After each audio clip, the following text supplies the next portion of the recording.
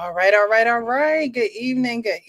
Welcome back to the Real Precious Network. We have the Men's Forum this evening where we're going to get into some conversation about some videos that be lurking on these internet streets. We're going to do some reviews. We're definitely going to get into the Karmelo Anthony case. We know that that is circulating right now. And while it was not a public trial, they didn't have any cameras or anything in the courtroom. There, of course, there's so much talk around that subject right now. So we're going to definitely get into that. But if you are here, definitely hit the like button, share, subscribe. I need to send it out. I usually send it out on Instagram and all that good stuff. But I did not do that today. So if y'all would do me a favor and share it, I would greatly appreciate that. My co-hosts, y'all that are viewing in Watchland out there, hit that like button, subscribe, and share. Let the algorithm know we moving and shaking and grooving over here. Before I get to the co-hosts who are watching, how are my gentlemen doing on stage, Mr. R. Payne and Mr. 3 a.m.? How you guys doing this evening? Doing good. Good. Yeah, I'm doing fine too. How are you? Tied. Okay. That's good. That's good. That's a good thing. If you want to know, I ain't gonna lie. I ain't gonna front. Okay. I'll be honest. A little Yeah, everything's cool. No arguments. I've been getting some good feedback from last night's show. Ooh, from the people that follow me. They really enjoyed it. I don't know about from your side. Mm-hmm. Yes, we had a trauma-informed adoptee coach last night, Julie, who came on our platform and dropped so many gems, educated, gave us so many of her techniques and practices that she uses with her clients. And I think everyone benefited from last night. I know I did. It was very informative. I was very much a student yesterday, even though I am an adoptee and I live this experience just like everyone else who's an adoptee. We all can learn from one another. So if you guys have the opportunity, have some time cleaning, doing something where you could just turn it on. It was literally, I think we stayed at an hour last night. Turn it on just to listen to what she has to say. Share it with someone who may be an adoptee. Arpain, I have started watching Game of Thrones. You talked about that. And I'm only on episode 4, okay? The original Game of Thrones? The original. Wow. I just started watching it. I did get past episode 1 because that's what happened years ago. I couldn't get past some first couple episodes. I'm like, then when they push old boy out that thing, it all started there. And so I'm getting into it. Oh, so you're in for a treat, man. So I'm excited now that I've gotten past the stale phase of the show. I'm excited. Like I said, I'm only on episode 4, so I'm not going to turn it on tonight because I know it'll be watching me. Okay. So tomorrow is the new day. We'll start again tomorrow. I think there was 8 seasons anyway. Yes. The last season everybody argues about, but there was some great stuff in there. Just some great character arcs, so you'll enjoy it. There really are some great characters. Yeah, so I'm excited about that. But yes, last night was good. Definitely share that with those who may be able to benefit from it.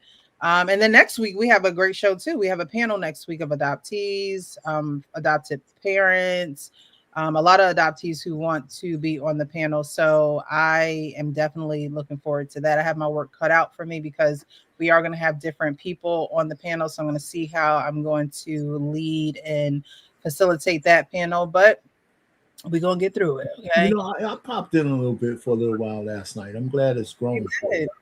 There's this political commentator that I watch a lot. He talks about being adopted all the time. He's got like 1 million plus subscribers. Really? He's a young man, just had a new baby and stuff. And he's a real Christian dude. I don't know him, but he talks about being adopted a lot. On YouTube? Yeah. Oh, I'll slide you his link one day. Yeah, let me know. Because a lot of people, it's good that he talks about it. A lot of people don't really talk about it. They don't share that fact about their life because they feel as though they will be put in the other category, right? You're adopted, like, oh, you're different. And our lives were different, but we're human just like everybody else, bleed red, all that good stuff. So it's good to have those conversations so you can kind of see into somebody else's world a bit more and understand why they are the way that they are. All right, guys, thank you so much for tuning in. I see you here in the comments. Champ Talk Reaction says, hit the like button on the way in, please, and thank you. Thank you. Thank you. We're back at it with another one. Yes, we are. Hit that like button. The Middle League has spoken.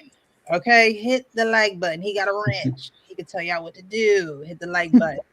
Justice for Karmelo. We will be getting into that a little bit later in the show. We definitely will be getting into that. Hey, sis. We got 3 a.m. in the comments saying, good evening, all. Welcome in. Let's smash that like button. Hey, kings and queen. Hello to you. Y'all look so great. Well, thank you, thank you, thank you. I like a great series. Yeah, definitely join us next week and check out, the adoptee community and what everyone else has to say. 3 a.m. and I be on a panel yapping our gums. But when you hear other people and their stories and their journeys, you'll kind of hear the same thing, but you'll also hear a lot of different things. So that's another reason why I'm looking forward to next week, because we're going to hear people's stories that we don't know, that we've never encountered, and they're just willing to be on the platform. So I'm thankful for that. All right. So we're going to get into it tonight. Tonight we got a few videos. Bear with us. I don't want to be on here long. I only laugh. We will see. We will see. We shall see. But I do want to start off the show. Now, do you guys remember, those who are watching and you guys on the panel as well, we showed a video of a Pop the Balloon couple. And we kind of, big up this guy because he showed masculine traits, right? He showed that he could take the lead. He showed that he could kind of bypass this indecisiveness that this woman had on the show. I'll play it again for those who missed it. But there is an update on these two. Oh, is that right? Okay. There is. I think I remember what you. I think I remember the video. Update. They didn't do it through the show. Usually, you see these couples and the host of the Pop the Balloon show, her and her husband, may sit down with them and do an update. But I was scrolling, and because we played this video, I'm sure that's probably why it was in my algorithm. And I was like, "Ooh, this is the couple that we showed on the show."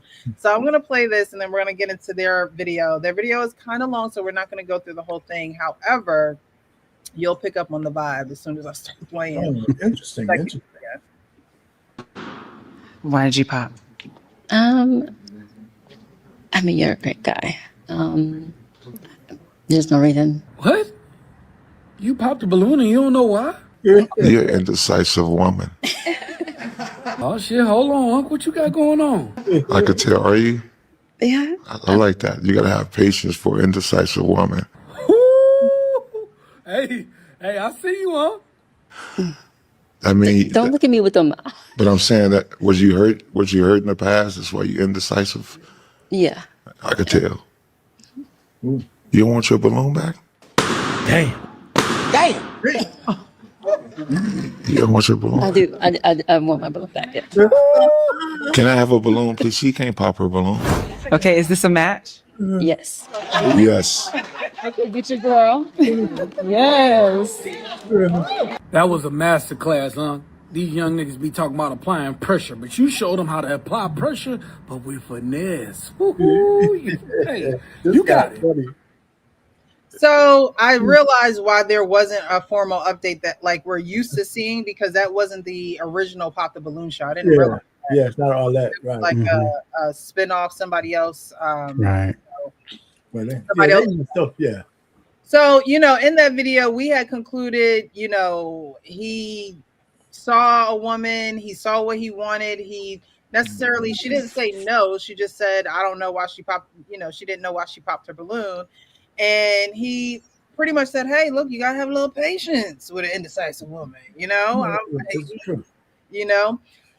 They came live and they had their own video. And so in those pop the balloon moments, you really only get to see probably minutes, of what their interaction is. And it's not until the follow-up video where you can kind of really see how they interact with each other without all the cameras, without other people in the background holding balloons, thinking that they're going to be the one, without a host. And so I picked up a little bit of a different vibe when I saw the live that they did. So let me put this on the stage. Don't let the narrative of that show, because a lot of stuff was edited. Don't let the narrative of that show think something's going on other than nothing. And I will say this: I met a dope person, a friend. You know what I mean? You're a good person, because in those times of which way do we go left, which way do we go right with this with all this notoriety and all this stuff? How do we do it? We even got into little cat fights a little bit.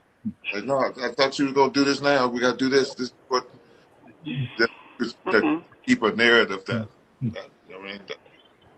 It gave me too much anxiety. Yo, Jesus Christ. It did. Yeah, for sure.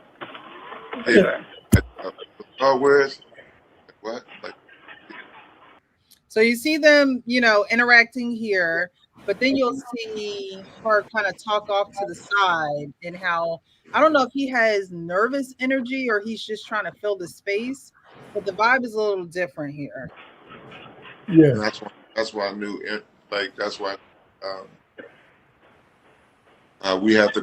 Lonnie. And we have to only make it right and do it live. We have to only make it right and do it live. Share with everyone that, man, because people like, man, where they at in Hawaii? Hawaii. No. She said, "Where they at, Hawaii?" No. Look at her face. No. I have a feeling. I know. I don't know whether she's gonna start speaking, but I think I saw this. I didn't put two and two together. Well, there's the two. But I mean, he don't seem as confident. Go ahead, 3 a.m. Go ahead. Like, I'll come after you finish that. Go ahead. In my opinion, he's cosplaying for the TV. Like, he was trying to call her out, on her attitude, the way she was, which, I mean, he has his own right to do that. But like, now when he's talking to her, it's like he don't have that confidence like he did when he was on the camera. Right. Like, if you see how he's looking up, he's looking left, he's keep blinking his eyes, you could tell when people have those issues. And she not even saying nothing. Like, she's just like, oh, she playing with her hair, like, yeah. yeah. Alarm going off. What's going on? But yes, so let me go. My bad. Let you go. I do. Listen, the brother on the show, he actually wrote a check his ass couldn't cash. That's what that was. That bravado and all that shit. And the reason the look on her face is because he sold her. And he couldn't follow through on all the shit he told her. So what we don't know is the things that transpired after the show. Right. And so I recognize about it. He sometimes it's kind of funny, because when I met my wife, right, I said some shit to her to meet her that I've never said to a woman before. I thought I was on the top of the mountain when I talked to her, because my introduction was, I think it was legendary, except there was a check I wanted to cash. Okay. And I know that. So that's why I can recognize this. It's funny, because me and the wife married for a long time. One day I started fooling around with her. And she looked at me and she was ready to get busy. And I was just fooling around. I said, oh man, I gotta wrote a check my ass can't cash right now. I'm saying? So I can recognize that shit. So he wrote a check his ass couldn't cash. But you can recognize it before this follow-up or after this follow-up video, because in the initial video, it seemed like he was very confident. That's right. It seemed like he had it all under control.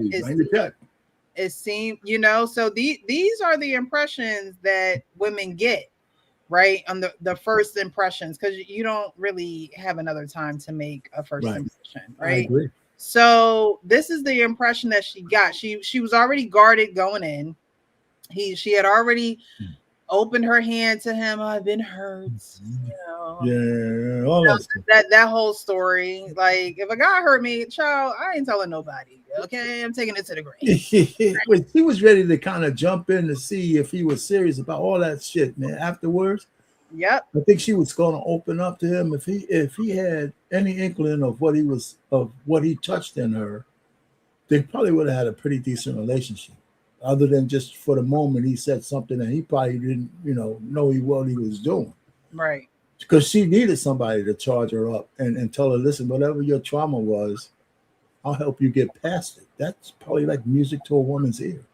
One, you recognize that she just had some baggage and you were willing to stay with her to get through it.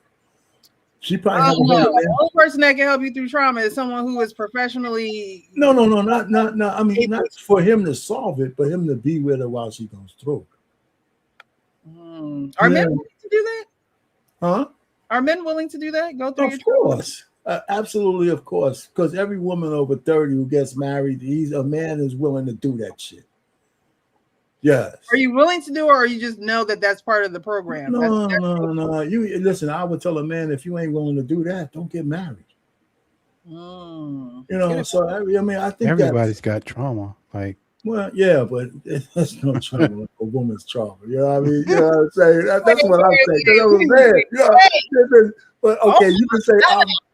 You said ain't no trauma like a woman's trauma. No, absolutely not. Are you joking? No. I mean, I'm just talking that from a male perspective. We could certainly debate that.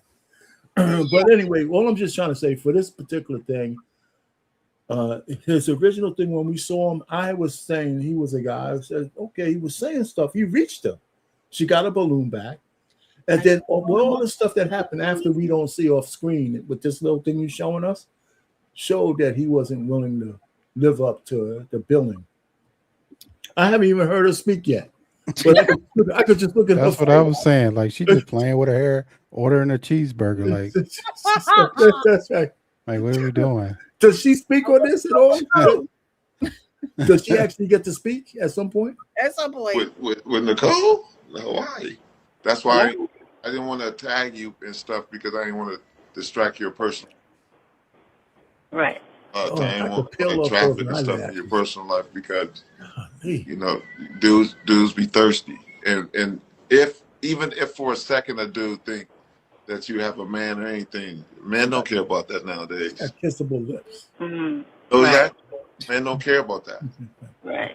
Men don't care about, like, sometimes if a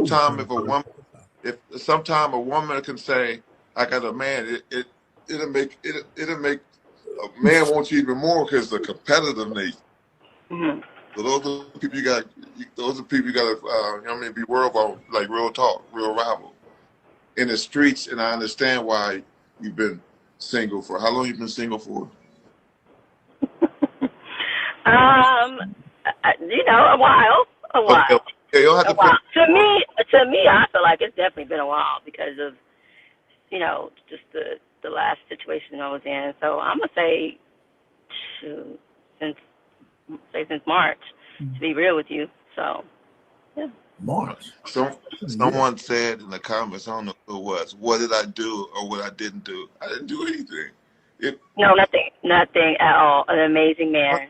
You didn't do anything. Just, hey, after that show, I checked on her, like, hey, you good? Because I know it was too much anxiety. It was just too much anxiety. And then someone in your family passed away. Right. It was too much anxiety. And I said, hey, man, I'm going to check on guys said, check on her and pray for her. Mm-hmm. There's too much anxiety that's coming in your life. And then you was like career change. And it was just, you know what I mean? And I think that's the best thing for you to do, is to focus on the journey that you on right now. Because these men out here, and if you listen, you know who I'm talking about. You listen, you're dipping. You can't dip in the oil over here, and then go over here and dip in the Kool-Aid, and you know what the Kool. You ain't tell. See, y'all making it hard for men out there that's single in the world. You're making it hard for men that's you'll be looking for people that want to be happy and be, because these women, man, you know how many women be saying, hey, after this man, I ain't messing with men no more. I heard this girl say that. I said, you 24 years old. You got your whole life ahead of you. If you done with men already, because men making it hard for a lot of people.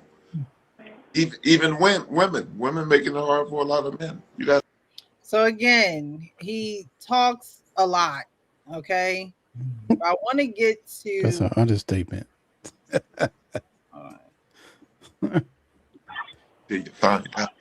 No, but I haven't. Before we move forward, right? Someone said she just isn't interested from the looks of it.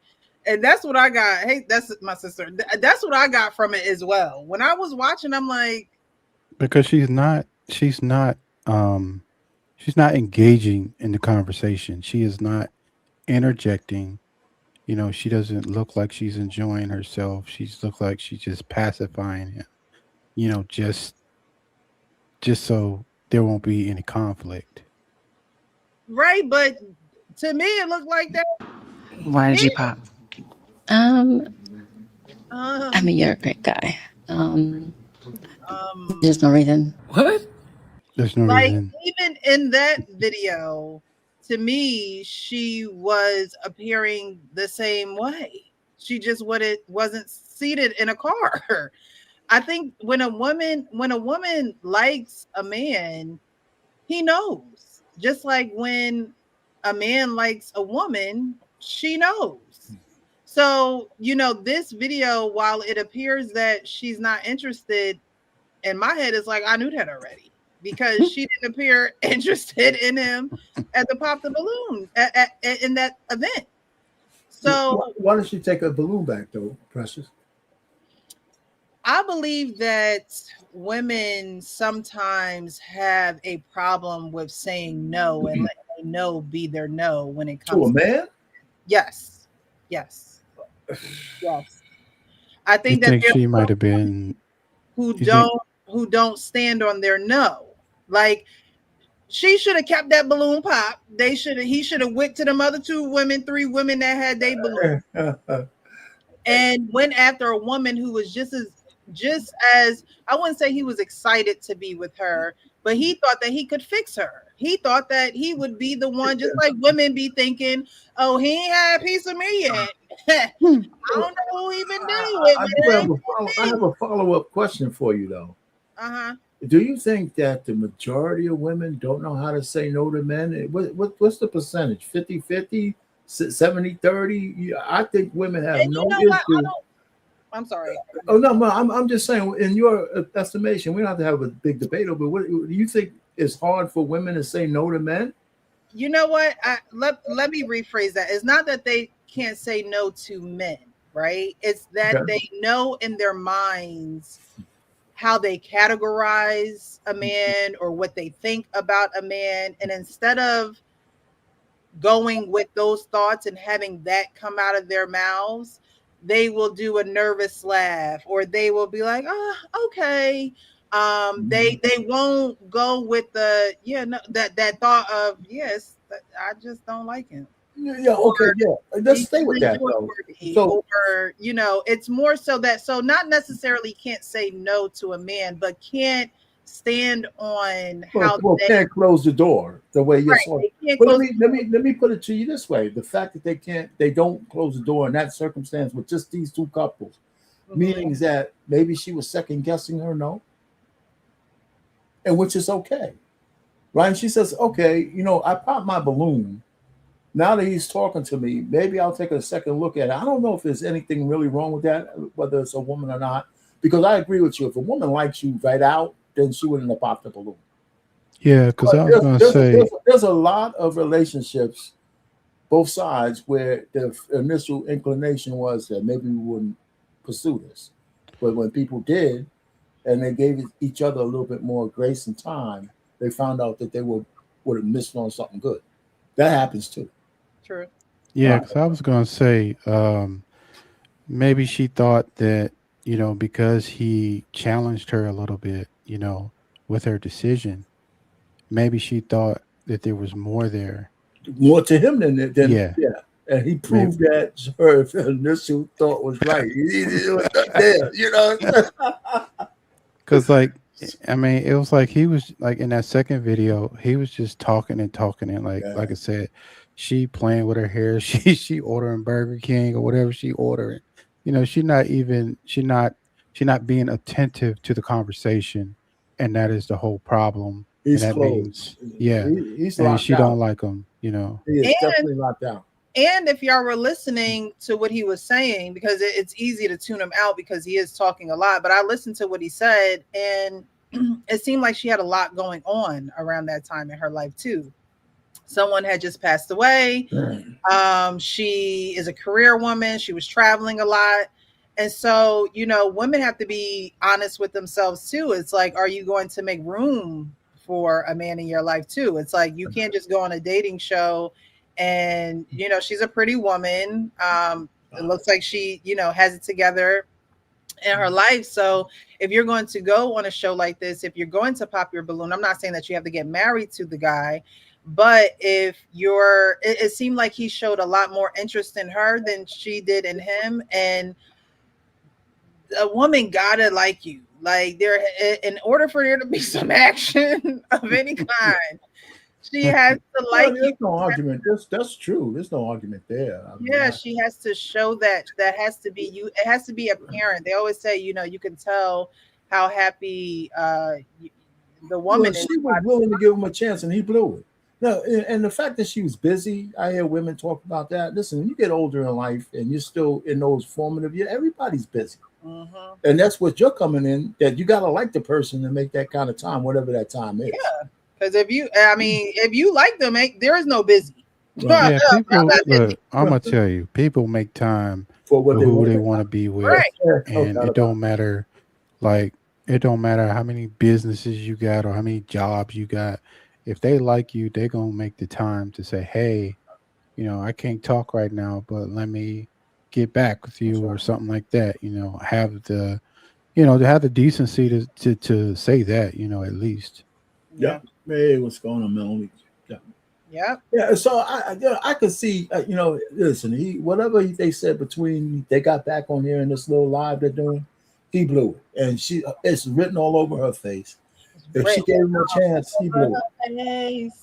That was just like, remember, I don't know if you ever watched Meet to Marry on YouTube. Yes, I know. Yes. Yeah. So you remember the girl Kendra from this season? No, I didn't watch this. So what happened was they were going on their first date, and she literally was 2 hours late for the date. Oh, Jesus Christ. And he waited. Ooh. Bless his heart. And I'm going to tell you, after 15 minutes, I'm done. Like, you ain't. Like King. King would say the same thing. No, look, my time is valuable too, like, okay, you're at work, but then like she wasn't communicating that with him, and like he was just sitting there like, oh, I'm happy she's here. Like, no, you look like a retard waiting for her for 2 hours. So did he say anything when she got there?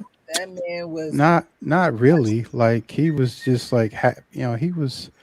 I think he was surprised that she actually picked him, to go out on a date with. I don't think he had really been with that caliber of woman before. Even though he has the height that most women want. He was like 6'7". I gotta go back and watch that one then. Yeah. What were you caliber of woman? Yeah, I was going to say, what's the caliber? Well, I mean, he thought that she was very pretty, and he was telling his sister, he was talking to his sister about her, And just the way that he was talking about her, he felt like she was a really good woman. But like when he really started dealing with her, that kind of went out the way. But she didn't So respect. what did he feel like after he started dealing with her? Man, Was it just listen, all looks? Was the way her attitude, the way she was acting, and she talked about this security thing at like in the reunion, but like she was not explaining what that meant. She was like, "Oh, I don't really want to talk about it right now." So I think she was recently divorced, and I think she still has some past trauma from her divorce. Oh, Jesus Christ! Yeah, more trauma? Yeah, well, let me just say, put it this way: if I think she lost respect for me, this fool's still waiting for me after 2 hours. Yeah, 15. You got 15 minutes. Let me tell you, 15. If I was still there after 2 hours, it would have been only to tell her ass off. 2 hours and I would have been maybe 3 martinis deep by then. So no, listen, I think there had a bit of modicum of respect because he was still sitting there. The fact that she showed up is something, and maybe that was for her own purposes because she might have wanted to stay on the show, and that kind of stuff. So, but still, man, I don't know. But that's a long time to be. Yeah, that's a long time, man. God, no. Let you one time over by my job. One. So you met her one time, okay? They had the pop the balloon, and now he's saying when they met up. We was talking about now. Where do we go from? How did we? You know what I mean? I ain't know it was gonna be like this. I woke up and you send me a link. Another person. It was like he was like $3 million like that. Then another person. And I was like, oh heck. And I saw comments on my way in, your way could be damaging, especially when you gotta keep it low for it. I'm gonna answer her question. I'm not gonna say I'm not healed. I'm just gonna say I'm still going through that healing process. And with my grandmother. She won't say that she's not healed, but then she says she's going through the healing process, which to me sounds like, a healing process is, is anyone ever really fully healed? I don't think we walk around saying that we're broken, but at the same time, be honest about what it is. You know what I mean? If you are going through that healing process, be honest and say, I really can't make room for anything else in my life because I'm focusing on other things in my life. Oh, was she talking about healing from like a relationship, or because I know that he had mentioned that someone had passed in her family. So but she's getting ready to talk about that. My grandmother just passed. Then, even still, listen, man. You know what? The one thing I could relate, and anybody at his age, you could relate to somebody about their grandparents passing. Mm-hmm. Who doesn't that happen to? Right. So I'm just saying, even with that, I said, well, you know what? Anything I can get you, whatever. What's the funeral? Blah blah blah.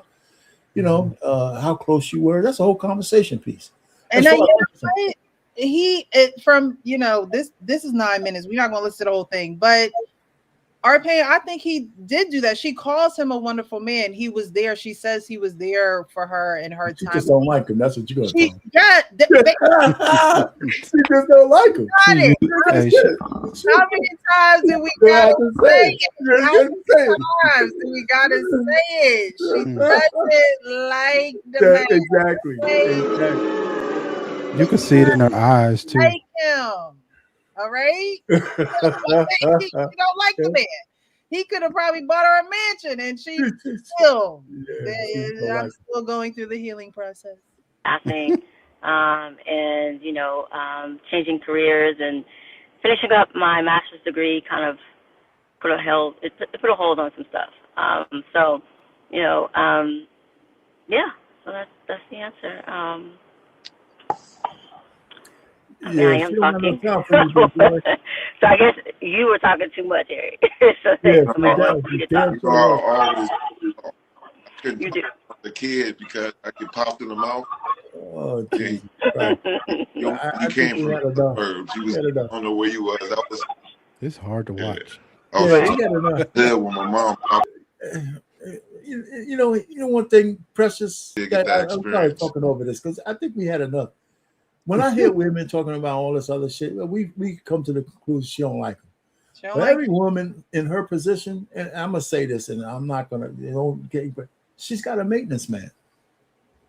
She already has a maintenance man. You know, if she ain't gonna make a new relationship with this guy that goes forward, she's already got the guy who could come in and get the cobwebs out, and so she can do all that PhD and all that shit. You know, most women have a maintenance fucking man. It's just as true as I know if I was a fly on the wall in every woman's who's been sexually active back room. It's just true. It's that one guy she trusts, no matter what he's doing. You call him, hey, Joe, you know, listen, man, I got an itch that I need to have scratched. I trust you. Just come home, take care of it, and get the hell out of my house when you're finished. I might give you a hamburger. I don't know. But, you know, so all I'm just trying to say, there's no way she don't have a maintenance man. And I could dig that. You know, a lot of women do. A lot of women do. Yeah, she just don't look like she want to be bothered. Well, but be bothered with what? With him. I mean, with him. But I'm just saying, a lot of those kind of women, if you go for a PhD, your grandmother just died, you got a new job, you're moving. Listen, you get pent up shit. And at some point, you're going to want to, if you were sexually active before, at some point, you want somebody to relieve all that pressure. So she's calling up Tyrone. You better call Tyrone. You know, and he's going to come through, no matter what he's doing, he's going to come through. He's low cost or no cost at all. Maybe a meal, maybe a soda or a beer, whatever the hell it is. You know, it's just, I don't know, man. I mean, I've lived long enough to know that that's just true. In the meantime, in between time. Okay. You know, and for women, that's a lot cheaper than men, by the way, to do. You're halfway pretty. She don't have to pay a gun. Y'all, take out on dates, spend money, do this, do that, just for a quick old lay. Y'all just be doing the most. Yeah, somebody said facts. You know what I'm saying? I mean, it's as simple as that. And listen, I ain't hating on no women for that. I don't hate on women for that. It's just a fact. I think some men just don't understand. I saw a show. I'm gonna be real quick, where the lady was on cruising on all cylinders as a great catch, young, no kids, vibing, talking about the kind of man she wants, everything. And she wants to be married. She wants to do this. Everybody in the chat is saying, holy shit, I want to call in, right? It's one of Kendra G's best shows because this woman wasn't ratchet at all. Mm-hmm. And she's like 20, 26, 27. And so Kendra always asks the question, when's the last time you had a relation? You don't have to answer. And she said, well, just 2 months ago. And immediately all the men started saying, oh, man, shit. Because she was building up on how she would be valuable as a wife and all that kind of stuff. But the fact is that she has this maintenance man. That means that now the guys, instead of trying to marry her, they're trying to be, maybe I could take the maintenance man's place. I don't have to put in all that effort because I know the maintenance man ain't paying no money. He's only got to do shit for this woman. And so all I need to do is see if I could replace him and be her maintenance man. Why marry her? We know she's having sex with no consequence. So, I mean, women got to be careful when they say shit like that because men automatically say, hey, I don't have to be married to get the box. Then maybe I could be the new maintenance man. I mean, there's some benefits to being a maintenance man. There's some benefits. I guess. I'm just trying to tell you, all you ladies out there. I don't know about that. Just be careful what you say. Designate these maintenance men, as you call them. Even any man can't just be, the maintenance man. So you got to be selective. Try to think that, I'll be the next maintenance man, or I don't have to marry her. Every man can't be the husband either. But if I got to go for one of the two, if I know she likes maintenance men, so here I am trying to marry her, and I'm courting her, and I'm doing all this stuff, and she's got the guy that she could call to come over and take the itch off. So why am I putting all that effort in? Well, that's just like women who know that when they're talking, when they go to talk to a man, there's probably another woman somewhere around. Because but women aren't men. Women aren't men. Men are not women. We don't look at it the same. I know we try to, but we don't look at it the same. Right, because but most of the men are putting out his resources and everything to get to know the woman. Women ain't putting out those kind of resources for no man. I understand what you're saying, but at the end of the day, there's, unless someone is living in a bubble. Oh, you're right about the fact that he might have somebody he's got to leave, just like she does. Yeah, you're right about that. I agree with that. Think that people are just green, and there's no life going on. No, but you're right. I mean, we don't have to segue into that, but you're absolutely right. It's just the way you look at it a little bit differently. Maybe it's a double standard, or it's a different. Yeah, like y'all look at it. Sometimes I think men worry about other men in this woman's life as if he put a ring on a finger, or as if he asked her to marry him. It's like, why are you worried about? We ain't worried about that. We're worried about. We don't worry about other men from that fashion. We only care about the other men is if I have to pay more for you than he did. Well, how you know how much he paying? Listen, the fact is, I don't care. It just seems that if I can only measure what I'm putting out. If somebody else could come in and get the goodies, I don't know how he's doing it, but if he's getting the goodies, as far as I'm concerned, he might be getting it cheaper than me. And I want to compare notes. Do you got to take her to the movies? What you got to do? He's what? Every so often she gives me a call, and maybe you falling down on the job, brother. So all I'm just trying to say is it's not that we care about the other man. We're just wondering if we're paying more than he is for the goodies. Yeah, we put out the resources. Pay a prostitute if you worried about the prices. I'm sure she got a price sheet. She don't have to be a prostitute. Just in regular going out with a woman, the man carries the list, the lifting of the resources for having a girlfriend. It's not on the woman, right? I take you out. If I'm traditional, I'm paying for everything. There's sometimes women think their time is more valuable than man's time, and okay, we'll give you that. But my time might cost me $150 an hour. So I'm spending hours on you. If I look at my salary, and some other guy, he might be on Skid Row but he takes a shower every so often, and he's coming in, so he don't have to be on Skid Row, but you know what I'm saying. And so the point really is, it's not because you had another man, it's like whether he's paying, whether he's cheaper than I am. All y'all cheap to marry her, right? Oh, y'all cheap until you actually make the investment. Y'all are cheap. Anyway, what's going on, Coach? Try me. Listen, I hear you. What's up, Coach? That's conversation not going nowhere. So I'm just talking. What's up? How y'all doing? All right. I got signed out of my Instagram, Precious, and didn't get the link, so that's my fault. Coach Ferg, I didn't send you the link. I'm sorry. I gotta add you to the group too. I just added 3 a.m. today. Are you not in that group chat with us? I don't know what happened. I don't know. Oh, you were on that big one there? Were you on? Yeah, I was on the bigger one. I was on one, but I don't know what happened. I just had to sign into my Instagram. I don't know what be going on. It kicked you out? Oh, okay. Yeah. Anyway, so we got another one. As you can see, that man, that woman was never interested in him, and she should have never got a balloon back to be in a position where you're unalive and you on a live. I sound like I said unalive, right. Where you're on a live and you're just waiting to get off the live. It's just a bad look. It's just a bad look. Well, you're right. I wanted to show that update because when we played it the first time, I was like, she don't like him. Yeah. A woman can tell. A woman can tell when another. You were right on that one. is smitten with the man. A man can tell too. Right, but he thought you remember the video of the guy, the OG, who told the woman she was indecisive and you gotta be patient. It turns out she didn't like him. She was going through a lot. He wanted to talk the entire live, and she just wanted to get off, and it just was so uncomfortable to watch. Like it was just a mess.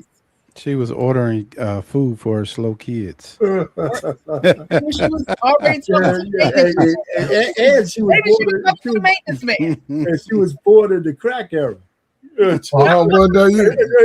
was making time. She was born in the crack era. There you go. Then that's typical behavior.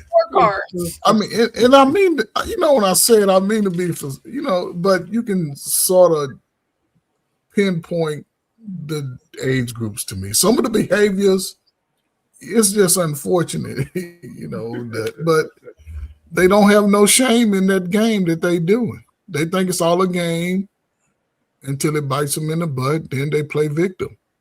They victim blame all the time. It's just unfortunate. It's the most outspoken generation ever towards their mamas and their daddies. I never seen it. I mean, especially when I was coming up, we sort of looked up to our parents, regardless. Most people I know, guys that had mothers, they respected moms. You know what I'm saying? And moms wasn't sending most guys in my age group down the wrong alley. If you acted up in school, they came to deal with you, not to cuss out your teacher. That's true. If you didn't do what they had you do, responsibilities, they dealt with you, and they didn't make excuses. And then, a church friend could say, I saw a little slow Ferg down the street throwing rocks. By the time I got home, I got slapped upside the head 3-4 times. Then I'm really shaking when I hit the steps because I know she's already been informed. Down there, it's just different. And it's unfortunate because y'all the most critical. We need y'all the most. And y'all a lot of 40, and this is President, I know you're an age, it's your peers. Y'all the most... I don't know. When it comes to the kids, man, y'all don't care about your kids, man. I don't. Y'all don't care because a lot of people don't put them in responsibility until it's too late. They don't hold that structure, and you're going to, you know what I'm saying? There's certain things you have to do before you can do what you want to do. It's like a rite of passage to do certain things. Like, yes, you have to go through that as a boy, for sure. Yeah. Like, I know, like, some of my friends' kids, like, they like 20 and still don't have a license. Like, wow. As a boy, that was one of the first things you wanted to do is get your license when you were 16. Everything to show independence. Yeah. Yeah. Learn how to cut the grass, learn how to change some brakes, learn how to do the stuff that you need to do. I'm not saying that you're going to grow up and be a mechanic, but if you had to do it, you can do it, You can work on your own car at some point, change a battery. Exactly. I just saw you say 20? A woman changing a tire and a man just standing there. Horrible. 20 without a license? Where they live at? New York? I can see places like that, transportation, but my mom didn't have a license for a very long time. She lived in Connecticut. I don't think she got a license until she married my dad. I didn't get a license in New Jersey, and I don't think that the public transportation was like it was where they were living at in Connecticut. So I lived in New York City, so I asked my aunt, she was my guardian at the time, I want to get a driver's license. The way she yelled and screamed at me, said, "Call for what?" I mean, I thought I was asking for like $1 million, right? I just want my license. Man, she went crazy. I said, "What the hell you talking? What the hell you need a license for?" Chairs on the bus, blah blah blah. Get on the bus. I didn't get my driver's license until I graduated college. Do you think that was a precursor for you to get a vehicle, and maybe that was why? Well, no, it probably was, but I wasn't going to get no vehicle because I couldn't afford one. I just wanted to. I thought it was just a rite of passage. Because it's the ID too. I mean, it's your driver's license, but it's also your. So when I was working, I was in Buffalo when I went to college, and I got laid off from my job, and I was just all I was doing was hanging out. I said, I got to do something productive with this year, right? I was getting money from the government for unemployment. It cost me less than a few $100s for rent. You know, maybe like $500 for rent or something. And I was getting like a $1.25, $1.50 from every week of unemployment for almost a year, man. My vocabulary was down to just F, U, You know, I was wasted away. You know, so elementary. I bet you were just dumbing yourself down, sitting around like. Do something. I said, let me learn how to drive. I said, I said, let me go ahead and sign myself up and do something productive. And I'm glad I did. So I learned how to drive. Only do 4-letter words. That's what I was doing. You know, so I finally got a job and sent me to Texas. Man, unbelievable. I was like, man, I was going feral. That's good shit.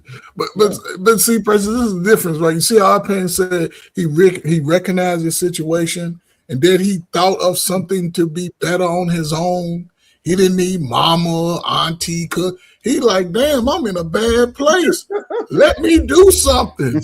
And that's what I'm saying. If people could take advantage of it, because we didn't have the information available to us like they've had it over the last 20 something years. I say 25 years. Last 20, give it 2000, since the 2000s, the opportunity wasn't afforded as much. We had looked forward to a summer job, 6-8 weeks, and a lot of people that didn't have two parents, that's how they made their living off of that, right? But they valued it. They just didn't go. You didn't see them buying stupid $300 shirts the first check. You know what I'm saying? You might take your $300 and you get you 2, 3, 4, 5 outfits. It all depended. But then as you got older, you sort of value. I just saw people, even I'm talking about some of the people in the worst conditions value their situation. They didn't look at it like, this is where I'm at forever. I got to get out of here. What do I need to do to get out of here? I can't keep begging mama for $100, $50. I can't keep sitting around waiting on a woman to do it, because Gen X women, they were like the man, like, I work for my money, you got to work for yours. Yeah. But it got to a place where now you see people like, well, the system, the man is holding me down. Dude, you ain't worked since ever. So how's the man holding you down? Exactly. So it starts somewhere, and I think a lot of it just comes from the lack of motivation given to young people from the day they leave the house. Yeah, you said it too, though, Ferg, and we could just sometimes you just gotta, I don't know where I got it from, you know, and most of us, I think, have those revelations from time to time. I gotta do something on with nobody else telling you to do, because you just feel like you're just spiraling, right? Yeah. And so, I mean, my life wasn't bad. I was a college education. I was an engineer, you know, blah, blah, blah. I got laid off from a chemical plant. And, you know, so I should be doing pretty good, right? So, and it's funny, it wasn't I was up there with the frat brothers. We were partying every night. Man. I mean, it wasn't like I was just like stewing in the corner. It just wasn't productive. Right. You know, but I said, man, I got to do something to get my life kickstarted. You know, I mean, I got so many stories. I had to go home for 2 weeks, back to the Bronx. I had to go home for 2 weeks because my job in Texas didn't start until for them. I cried almost every day because I felt like a failure because I had to go home. I thought when I was 18, I left my house. I said, okay, this is I never had to. So I had to go back home.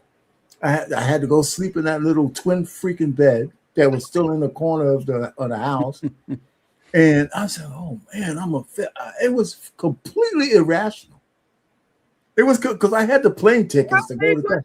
What's your college bed? Aren't the college bed twins? No, I didn't move it. I left so much stuff up there. You know, I had just one guy at a van. I put whatever I thought was valuable to me in that van. And he dropped me off down. And most of that was frat paraphernalia and a big 25,000 piece puzzle. A big 250,000 piece puzzle I had on a nice, nice. You left it in school? Yeah. You left it in school? No, I bought that with me. Yeah, I kept that in my diploma and about it. I mean, I was hey man, those were the days. We'll bring back those kind of days. I paid the guy a few $100 bucks. Yeah, but I want those days back too. Take the little $2 bus to New York from North Jersey. There you go. All right. So what's next? Working, right? Mr. Robbins asked this guy, what are you scared of? Like, what exactly are you scared of? And he says his wife, and this is the reason why. And I think that a lot of men may fall into this category. They may just not vocalize it like this guy did, and it took him a little bit, but I'm glad he got his words out.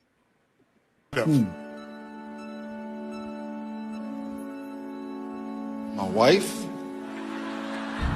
Did you say wife or life? My wife. My wife. He is afraid of his wife. Give him a hand for that. When it's true. Look at his face. Like, y'all have no idea. What are you afraid would happen with your wife? Well, she holds me accountable. It's like a long story. You know what I mean? Make it short. Just tell us the truth. Right. But I don't really know if it's my wife. I know that if I'm unsuccessful, I'm getting ridicule from that. From the financially, I'm putting the family in a financial bind. And then time-wise, I'm not spending as much time as I need to be spending because I'm putting all my energy in this that's not working out. But I know she's supportive of that at the same time. So at the end of the day, like, why am I doing what I'm doing? So now you see the inner conflicts. The inner conflicts are, on the one hand, I want to be more successful, and my wife wants to be more successful, but on the other, it'll take more time, and then I might not be there for time that she wants with me. Oh, that's a conflict. And what if I fail? What if I don't achieve it? Then I'll be ridiculed. And what if I do achieve it, and then I'll be ridiculed also? What if I don't achieve it and I'll be ridiculed? But what if I do achieve it and I'll be ridiculed? Do you think most men have that duality of not feeling like they are going to succeed in being the leader of their home and also live in the same space that if they are successful or if they are working, if they are outside the house, they'll also be penalized for that?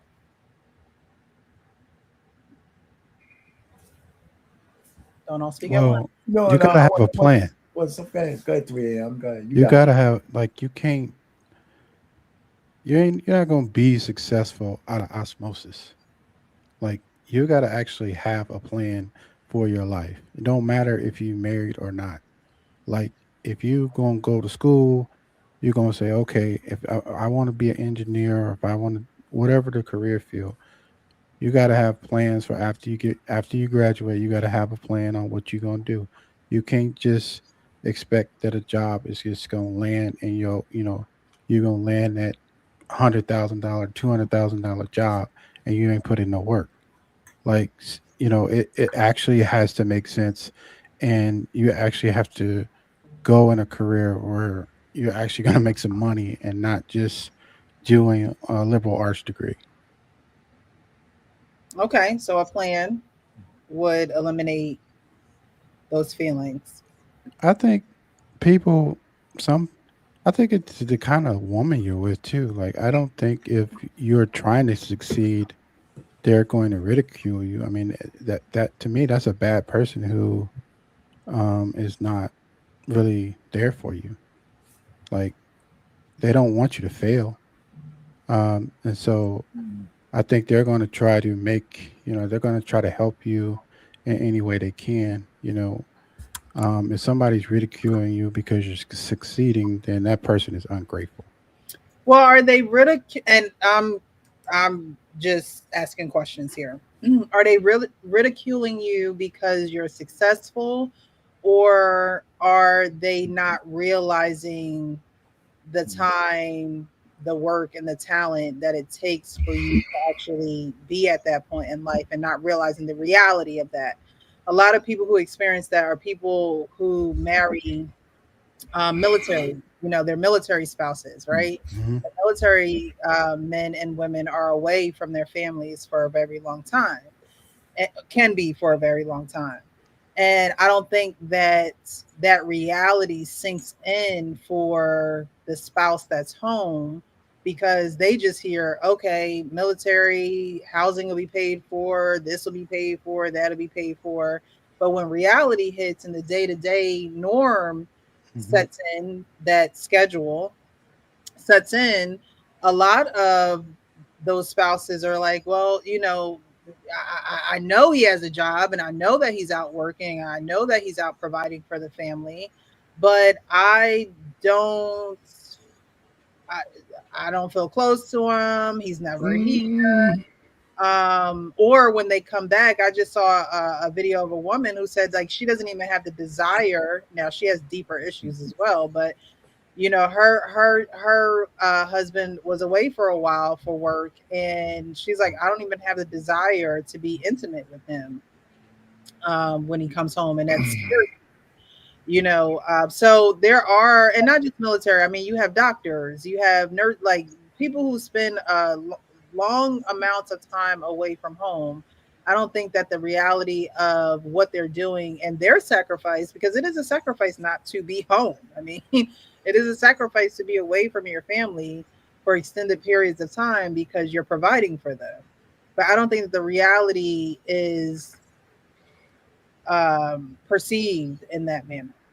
I think you got to be a strong person to be with somebody that's in the military or somebody that's like a doctor. Because my dad was in the military, and when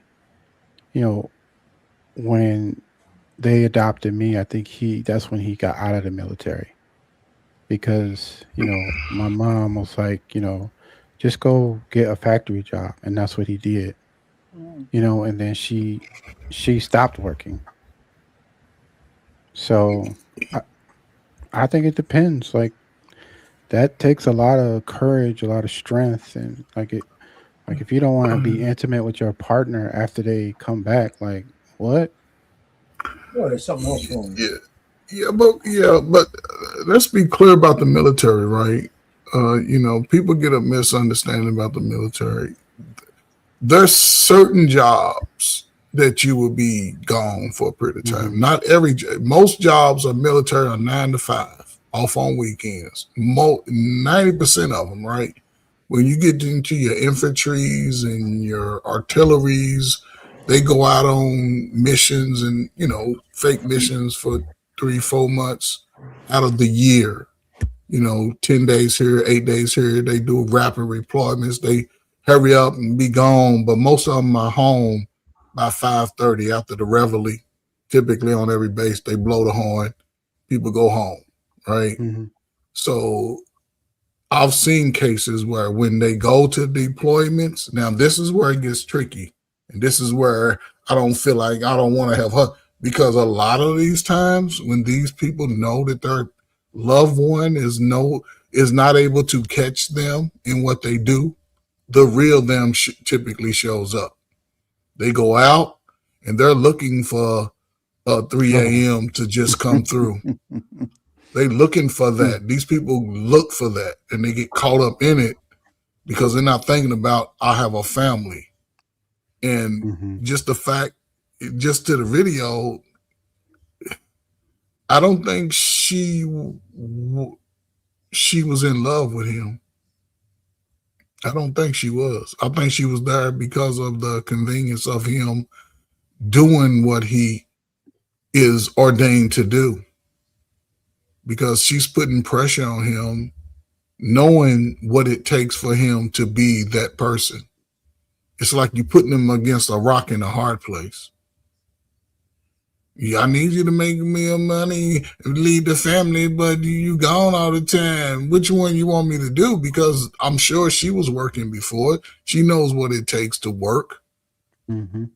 So I think a lot of people get lost and they use kids as an excuse, but we see the learning standards of children, regardless of they homeschooled or in school. Them suckers are slow. But again, it's just unfortunate that this man, who I assume he's committed to his marriage and trying to make everything work, he's still not getting the, sometimes what I see, guys need a pat on the back now. I tell my wife, my parents gave me enough pats on the back. I don't need you to pat me on the back. But I do like that she shows that she appreciates me. Mm-hmm. I like when she go in there and you want a cobbler, you want this? She asking me, I'm turning no. You know what I'm saying? Because she's trying to give me something that I could do for myself, but it takes a weight off of me. Knowing that I got something good to eat, knowing that I can say, hey, could you come here and rub my back and just, could you, if, you know what I'm saying? It's just a difference. And if you have to go through that as a man and you're trying to be out in the world, support your family, and when you come home, you ain't did enough or you ain't here enough, then that's a problem to me. I wouldn't recommend any man. If you're in a relationship, I would just leave the relationship. I wasn't that type of guy. I'd be like, you get a no call, no show from me, especially, but you have children. We want to, provide for our children. But when a woman's putting that type of pressure, I just don't believe that she's into you. She's so-called settle for you. She didn't love you coming in. Do you think that men sometimes put that pressure on themselves, just knowing what it takes to be a leader of a household? It ain't even so much knowing that what it takes to be a leader, but they're gonna put pressure on themselves to make sure that their family's okay. He's going to do that because that's what I don't care what Bible you read, it's part of the Bible. It's part of our nature that we're going to want to protect. And of course, everybody equated to money, but also my protection is making sure if his roof start leaking, I'm going to climb up there. If I need to light the pilot light. But, it's a lot of ways that you can protect your family, giving them instruction. Hey, don't be outside thinking you can, typically do what the big thing is out here. It can come back on you. Having those conversations in the right moments, being able to even sometime, my wife she used to thank me. I was like, hey, you thanking me for? Because you give me calm sometime when I'm in chaos. Because she asked me questions and I'm like, well, and she's like, well, you don't get upset. No. Well, because I don't bring my feelings to the world. I bring my understanding, my respect to the world. I respect, but my feelings, they for my wife. I need her and they for my parents. They for my children. They for people that I value the most. I'm going to go respect. And not saying my feelings are not valid because I own my feelings. But I don't look at myself as like I need people to validate me. If you want to show me you like me, just respect me. Y'all don't owe me nothing. Just respect me. Listen, this whole thing about, I see what the guy's saying. If you really look at it, I think the way men are today is in direct proportion to the way men used to be in my day, back in the day. A man in the 60s married, where 75% of us were married to our wives. We didn't care about all of that stuff. We were just obligated to take care of our families. Back then, men had more testosterone. Men were more men. We didn't care. So today, when only 25% of people are kind of married and stuff, to what men are a whole lot weaker. These kind of things matter. These kind of things trouble men more. This leadership thing is just something we assumed. Yeah. We didn't have these conversations. It didn't give a god daggone whether a woman had a PhD or not. I did a show. I did a show on that. I just say, listen, that's not why we married you. You could have all the accolades you want. I won't be the guy who says that doesn't matter. I think men who say that are stupid. Yeah, never tell a person all their accomplishments doesn't matter. Facts. But you say, listen, all that shit is great, but that's not why I'm asking you to marry me. Right. That's not what I need from you. If you have it, I can look at it as gravy, But and I appreciate your accomplishments. That means I know that you can finish a task, right? All that kind of good stuff. But don't think that you can put a laundry list of shit out there that I'm gonna marry you for. Matter of fact, if I came to a woman who's successful and accomplished, I said, "Oh wow, man, you got that PhD, you got this house, and you got all this money. God, listen, you know what? I gotta marry you." You're gonna look at me like I'm a fool. So the truth of the matter is that's not why we marry the women we love. It's not. And that's why you'll see a man who has $1 million, if he gets enamored with a chick who's a checkout girl at the Q-tip, he's gonna marry her, which is a mistake, but he'll do it. So anyway, I'm just saying, so back on this guy, I can see his dilemma. I can see the way he's fumbling. He's fumbling with the words and all that kind of stuff. There are women who put that kind of pressure on their men, who say, "I want you to go make it because I want this kind of lifestyle," and then come back and some other side will say, "You're not spending enough time with the children." I just saw a video where a woman came on TikTok and says, "I can't stand to see my man relax. Oh God! If he's doing stuff, if he's busy and all that, I'm happy. But as soon as he sits down on the couch to relax, I get anxious. I want him to be doing stuff." So the fact is, I still blame that on the man. I said, "Listen, because you have to put these things in front of us. You want this kind of lifestyle, then I need to do this. If you want me to reduce the time I need to trade hours for dollars, this is what we're going to have to go without." Mm-hmm. And men don't say that.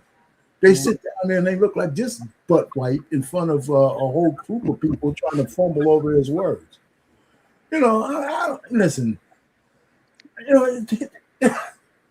It's funny because I ain't that kind of tough guy. Well, I don't live this kind of drama. I talk to my wife, and you know what? And I don't bully my wife around.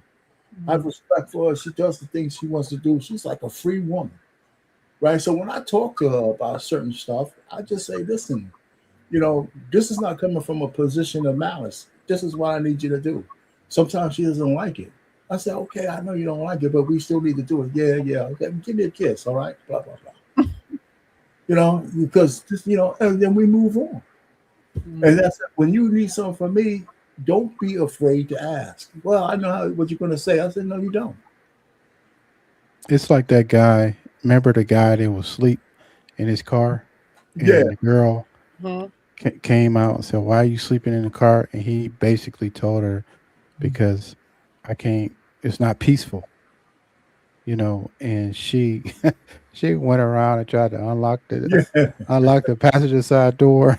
Get in. And then they actually ended up getting a divorce, or I saw some follow up to that. Yeah. I think they were also scamming the people too. I thought they were content creators. Yeah, real life. Yeah, I don't know if it was a skit or not, but I mean, I think I saw them in the kitchen together or something, coming up with something. But the point is still, even what you just said, 3 a.m., that guy sitting in his car because his wife didn't give him peace, he's still an idiot. Because if your wife ain't giving you a peace in your own home and you don't go correct it, you should be in a car.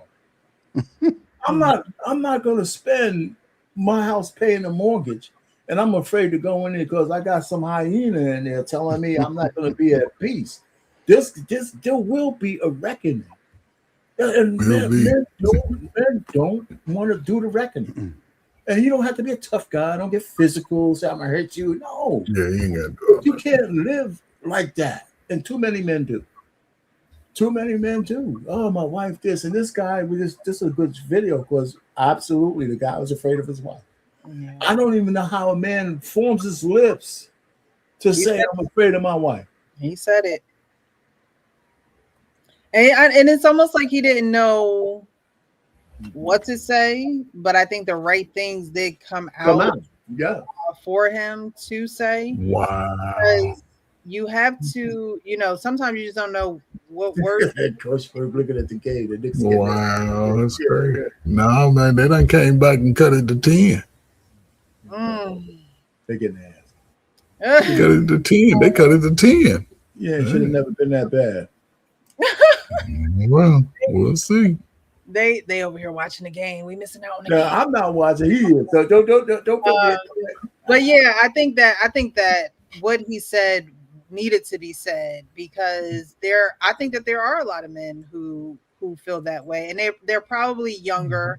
you know, they're probably not seasoned men, or even probably men who came from that era. Like our Payne said, like men were just men. Like you just knew that you had to work and take care of your family. So there was no complaining about it. There was no, how am I going to do this? You just did it. And I think the men of today, because they probably were raised single moms, maybe dad left, there could have been deaths in a family in which, you know, life took their parental figures away from them early. But at the end of the day, men got to work. That's what y'all was cursed with, working. Okay, and we were too. We ain't skate free. Somebody that don't work don't eat. That's the motto I go against. Okay, if you ain't working, you ain't eating. Except for unless you're a child. All right, and even they gotta work. Okay, they just not working for wages. They're working for other things. But I wanted to play that to see, you know, what you guys' reaction and what your perspective would be on that, because I think that a lot of men do go through that, and they do actually need someone to talk to about that, because if not, it turns into unaliving people and, you know, not being able to deal with the emotions and the pressure that it takes to take care of a family, and now you taking them out. You know, so I think that probably needs to be talked about a little bit more. I don't know if is it still mental health month, or was that last month? Are we still in it?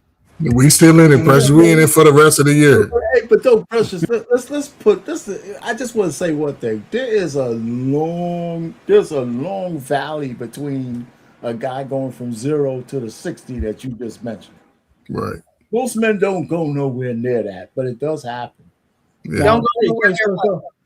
Well, to unalive some woman because of his inability. I mean, there's a lot of room in between a man being like that guy and him going scorched earth to be like to do something bad to his wife. There's a lot of room. It doesn't even have to be to his wife. It could be to himself. I think that it still comes out in ways that just are not processed in a healthy way. You're not wrong, but there's a lot of daylight. There's a lot of traveling because most men don't do that. Right. You know, most men don't. And most men who live those lives of desperation don't do that. Yeah. They just go out into the sunset being desperate. You know, and so, but I only have to just say that because, there's those guys who actually go off the deep end. But there's a lot of narrative that says that most men go off the deep end to where it's violence. I don't believe that that's true. It's just enough to make a difference. There's enough to make a difference. So I'll agree with that. And that's always going to be highlighted. Anytime a man harms a woman in America, that's going to be the highlight of the year. It's always going to get highlighted. But most men do, a lot of men do live a life of quiet desperation. And it's usually quiet. It's usually quiet. It's very quiet. But that's what I'm saying. That's why I think that the conversation needs to come out more, because I agree with you. Men will suffer in silence, and then one day it could get real bad. Yeah, but go ahead. Really quick to this dynamic, what you just said, right? Having the conversations more. YouTube, in a sense, has brought that out of man, right? It's helped with that. But right now they on phase 1, and phase 1 is the woman. That's the phase.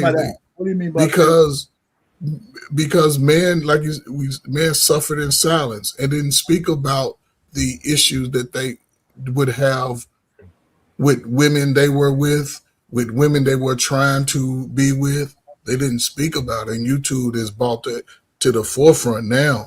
But there has to be an elevation or evolution of man who they've experienced it in their real lives. They're vocalizing it now. Now the evolution of it is in the prime of your adult life.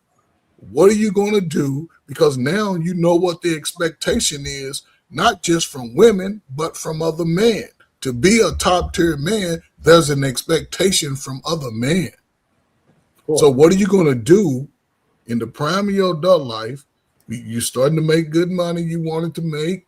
We all this, we all that. But what are you doing now as a man? So when you represent yourself to the world, How are men outside of your comfort zone respecting you? And now there's a new look of woman that you're privy to. How are you showing up for those women? Just because I got the money now and all women is shit, they ain't this, and black women to do that. But if I done already been through that on the other level I was on. But if I'm on another level, I'm not looking at those same type of women to waste my time and resources. I'm going to the top tier, and I'll just decipher it through that little batch of whatever, but I'm going for the best pick. But we'll see. That's all I'm saying. We'll see. Because dudes are complaining too much.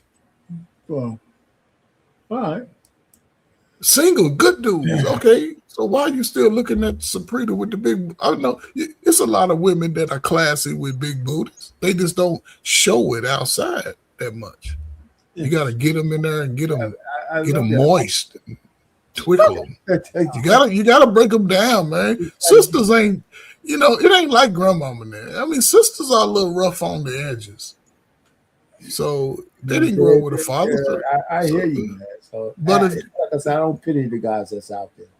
Man, sisters like in shape, smell good, and confidence, and just tell her weave look cute. Man, I mean, what women are you looking at though, Coach? I'm talking about.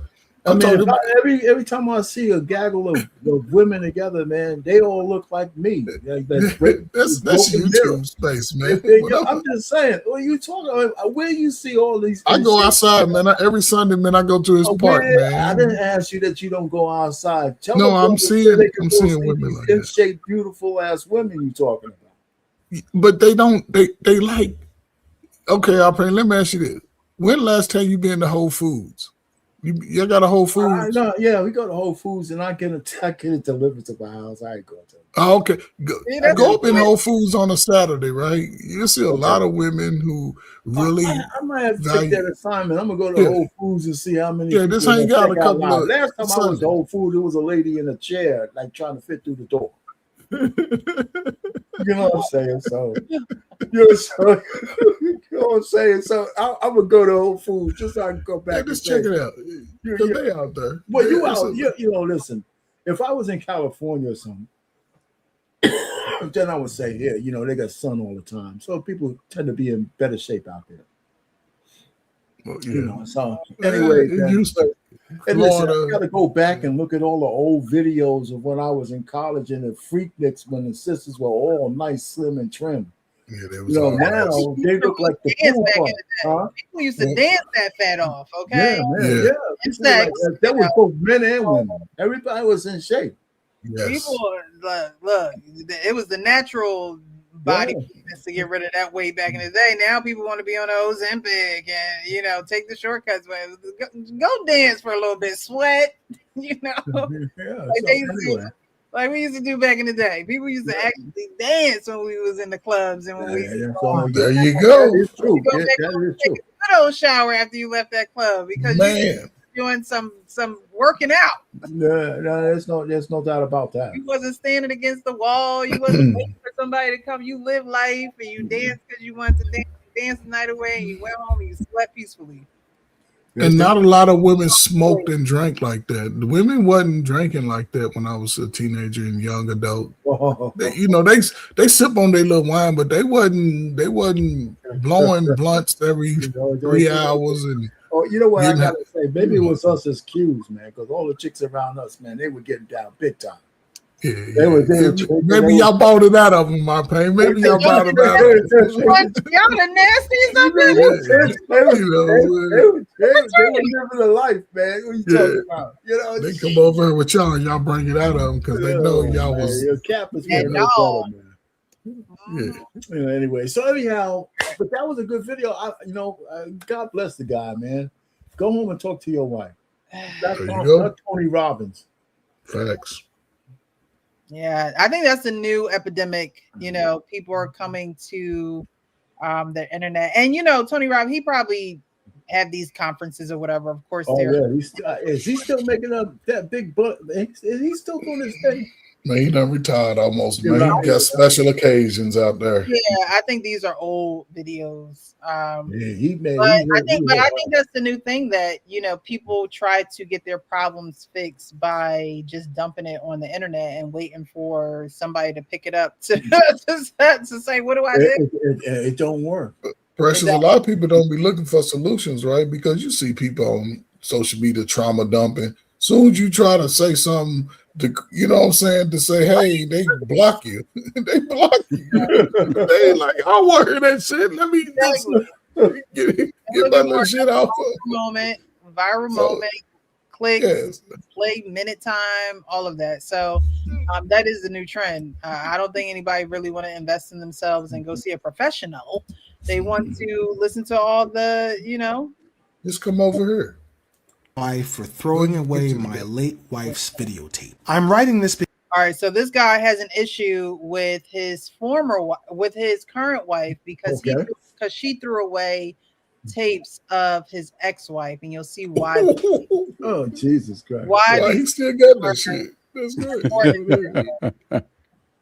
Am I the a-hole for ignoring my wife for throwing away my late wife's videotape? I'm writing this because I don't know what to do. I have a daughter with my late wife, and her name is Eleanor. Her birthday is coming up in 2 weeks, and she's turning 18. Background. Me and my late wife, Chloe, have been dating since college. We got older and ended up getting married, and after our wedding, she shared news to me that she was pregnant, and I was excited that we were expecting our first child. Since it was our first child, we brought a video camera and made little tapes and snippets of her whole pregnancy. Wholesome things, such as just joking around or having lunch or talking to her unborn child through the camera. We made a promise to only show Eleanor the tapes at her 18th birthday. Fast forward 2 years after her birth, Chloe passed away due to a drunk driver crashing into her as she was coming home from her mother's house. I was devastated of her passing and went into a deep depression and having to raise our 2-year-old daughter by myself. My friends tried to get me to go out again and start back dating, but every time I felt like I was betraying her. Years later, when Eleanor was 13, I met Wendy. We met at a gathering for my sister's birthday and we instantly hit it off. She didn't mind that I had a daughter because she had 2 kids herself and just went through a divorce. 2 years after, we got married. Now back to the present. Eleanor's 18th birthday is coming up and I kept all the tapes for her to show her. Mind you, her mother died when she was 2, so Eleanor doesn't remember her touch or her voice. I was excited to show her tapes, and a week ago I was talking to Wendy about it and noticed her expression going from happy to looking a bit uncomfortable. Wendy would always get uncomfortable when I talk about my late wife. I don't say things like, why can't you be like Chloe, or Chloe was supposed to be my first love, but I talk about her in a way to give my daughter a mental picture of how her mother was like. Wendy has always talked to me about Chloe and how it made her sad that she can never be like her. Chloe was a model that started working on her fashion career. And don't get me wrong, she was a very beautiful woman, while Wendy had 2 kids in college and not in the best shape due to her words. I love both women how they are, and I've never had a preference, but I feel like Wendy is gaining some jealousy towards Chloe. I told Wendy that I love her just the way she is, and she broke down crying. The day after that incident, she came up to me and apologized for the way she acted last night. I told her that it was okay, and it's good that she felt comfortable to share her feelings, and I gave her a tight hug and a kiss on her forehead. She asked to see where the tapes were at, and I showed her the box of videotapes of my late wife in the closet. Things were going fine until yesterday morning. I was looking for the tapes because I wanted to put them in a prettier box for my daughter. And when I went to go find them, the box wasn't in the closet. I looked everywhere to the point that I went downstairs to see my wife laying on the couch watching TV. I asked her about the box and she told me she threw it away with a neutral expression. I beg your finest pardons? What do you mean you threw it away? What do you mean you threw it away? Hey, yo, bitch, I'm gonna need you to go to the garbage can and get them shits right now, or we gonna have a problem. So what do you guys think? She threw away the tapes of his late wife / mother of his daughter. The current wife did. That's a betrayal. That's a betrayal. I'm thinking of, as a married man, I don't know, Coach, you could do this. That's a deep betrayal. I don't know how you get past that. I mean, I can't say, well, I got to go get a divorce, but something is broken now between him and his wife, because she deliberately did it after they had that conversation, And she went up there and said, "I'm gonna end this right now for my own personal thing. I'm gonna throw those tapes away." Now I'm seeing this is just a story based on the way he kind of ended it and all that kind of stuff. It's a good story to tell, but I don't know how they repair. I don't know how they repair. I mean, time is supposed to repair things like that, but is it ever really fully repaired? I mean, what else could she do? Like, do you give someone the opportunity to betray you like that? But think about the betrayal, the level of betrayal is not just to him. She even denied the daughter from getting a chance to see her mother. Now, I would have never made a promise that I'm going to only show it to her at her 18th birthday. I think that was stupid, right? Because long before then, the kid you could have gave her an opportunity to see those tapes many times by the time she's 18, 10, 12, 14, whatever it is. She knew she had a mother who passed away. So right.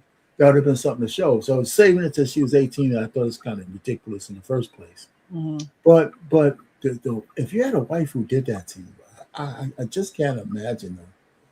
Gosh, man, that's like right up there about her giving the box away to somebody else. That's like here's the box. She did give the box away. This is right there. Exactly. It's a different guy. It's right there. Yeah. Matter of fact, I might have said if you had an affair, I probably wouldn't feel as bad. Because there's something about those kind of memories that you could never get back. Yeah, you can't. That's why when people's houses burn down, they don't care about almost anything but the keepsakes that they lose. You know what I'm saying? Yeah. Ooh. Especially if you have pictures and videos. Yeah. Man, that's what you want the most. Like, yeah, that's it. Like I was telling Precious on one of the shows, like my mom, she took pictures of every moment, and it didn't even have to be like a birthday. It could just be like, outside, playing baseball or, whatever. It's about going back and being able, because when you look at pictures, you know exactly where you were, you know exactly what you were doing, you know exactly who you were with, and you could tell the story that way. And now she can't look at those videos, and he can't, tell the stories of, where they were. Those things are important because, now she won't be able to see that, and his wife, she should be ashamed of herself. Yeah, cruel. That's cruel. This is cruelty. Very cruel. I don't put it on just her on her though. I put it on him too. Our thing touched on it, right? Because these are memories of it's different if it's a girlfriend, but when your child's mom is not there, man, I'm trying to feed them pictures and videos as early as she in school.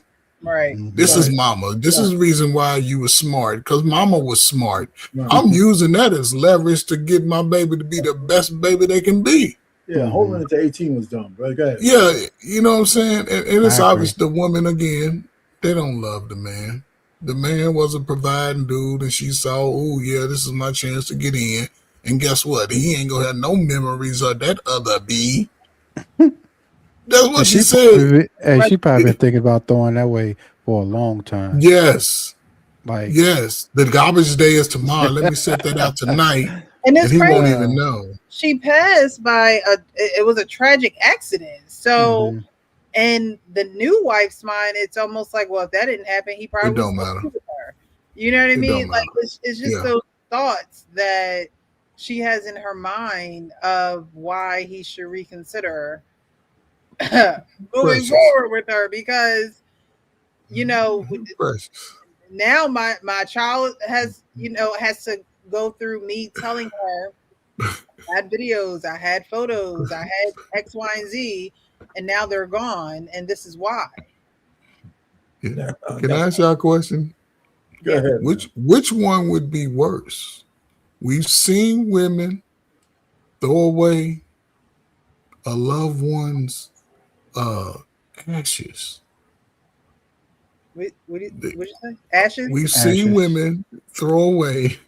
I saw a woman throw a man's mother's ashes away out of the urn, and she just threw it. flashed it out. So which one would be worse? A woman doing that or destroying video footage and pictures? The videos, no doubt, man. Okay, the video. For me, I mean, the ashes. Okay, yeah, boo hoo. I already cried about the ashes. Okay, all right. She just threw it out on the city street of New York. This fucking shit. I'm gonna have to respectfully disagree. Well, that's you want the ashes. Okay, yeah. I want the ashes because my mother, like, if I would have cremated my mother, she meant a lot to me. I was like my hero, my parents. And so, I couldn't, like, we would have to get a divorce that day. Okay. Yeah. Okay. Yeah. What about you, Precious? Which one would be more important? Which one? Yeah.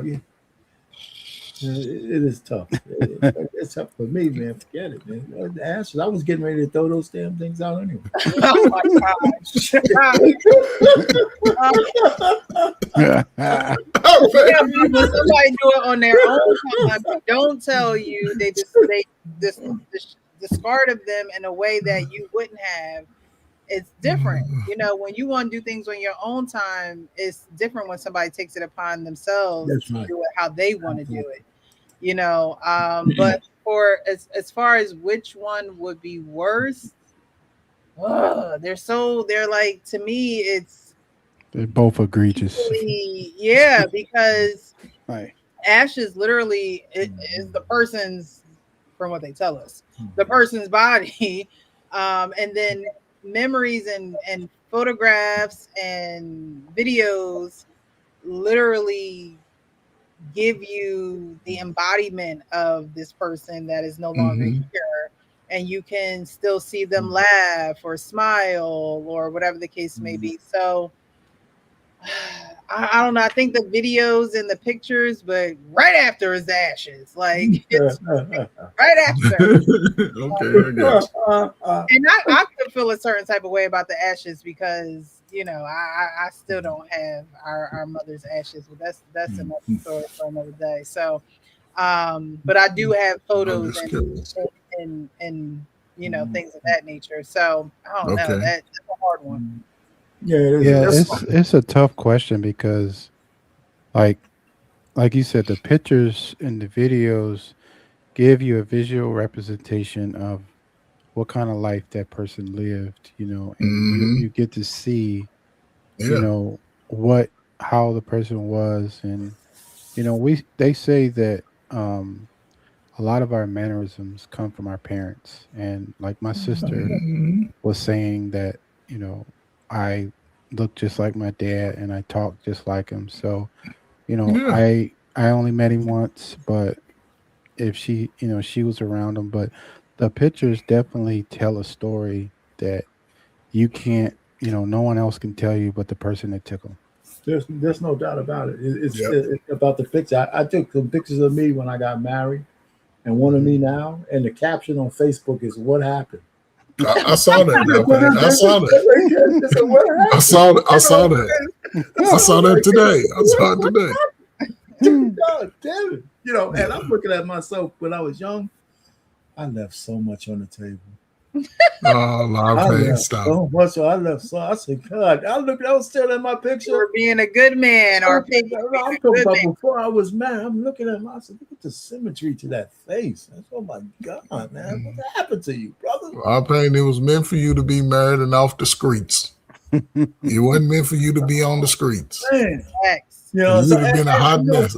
But I put that up there as a joke, and people didn't laugh the way I thought they would laugh. They would put out, I wanted them to kind of bust out laughing because I was laughing. I should have put like a little laughing emoji on it because it was really funny. Those inner thoughts didn't run well with everybody else, huh? No, they were like being nice, Man, look at that, I'm saying, I wanted them to kind of laugh at the photo,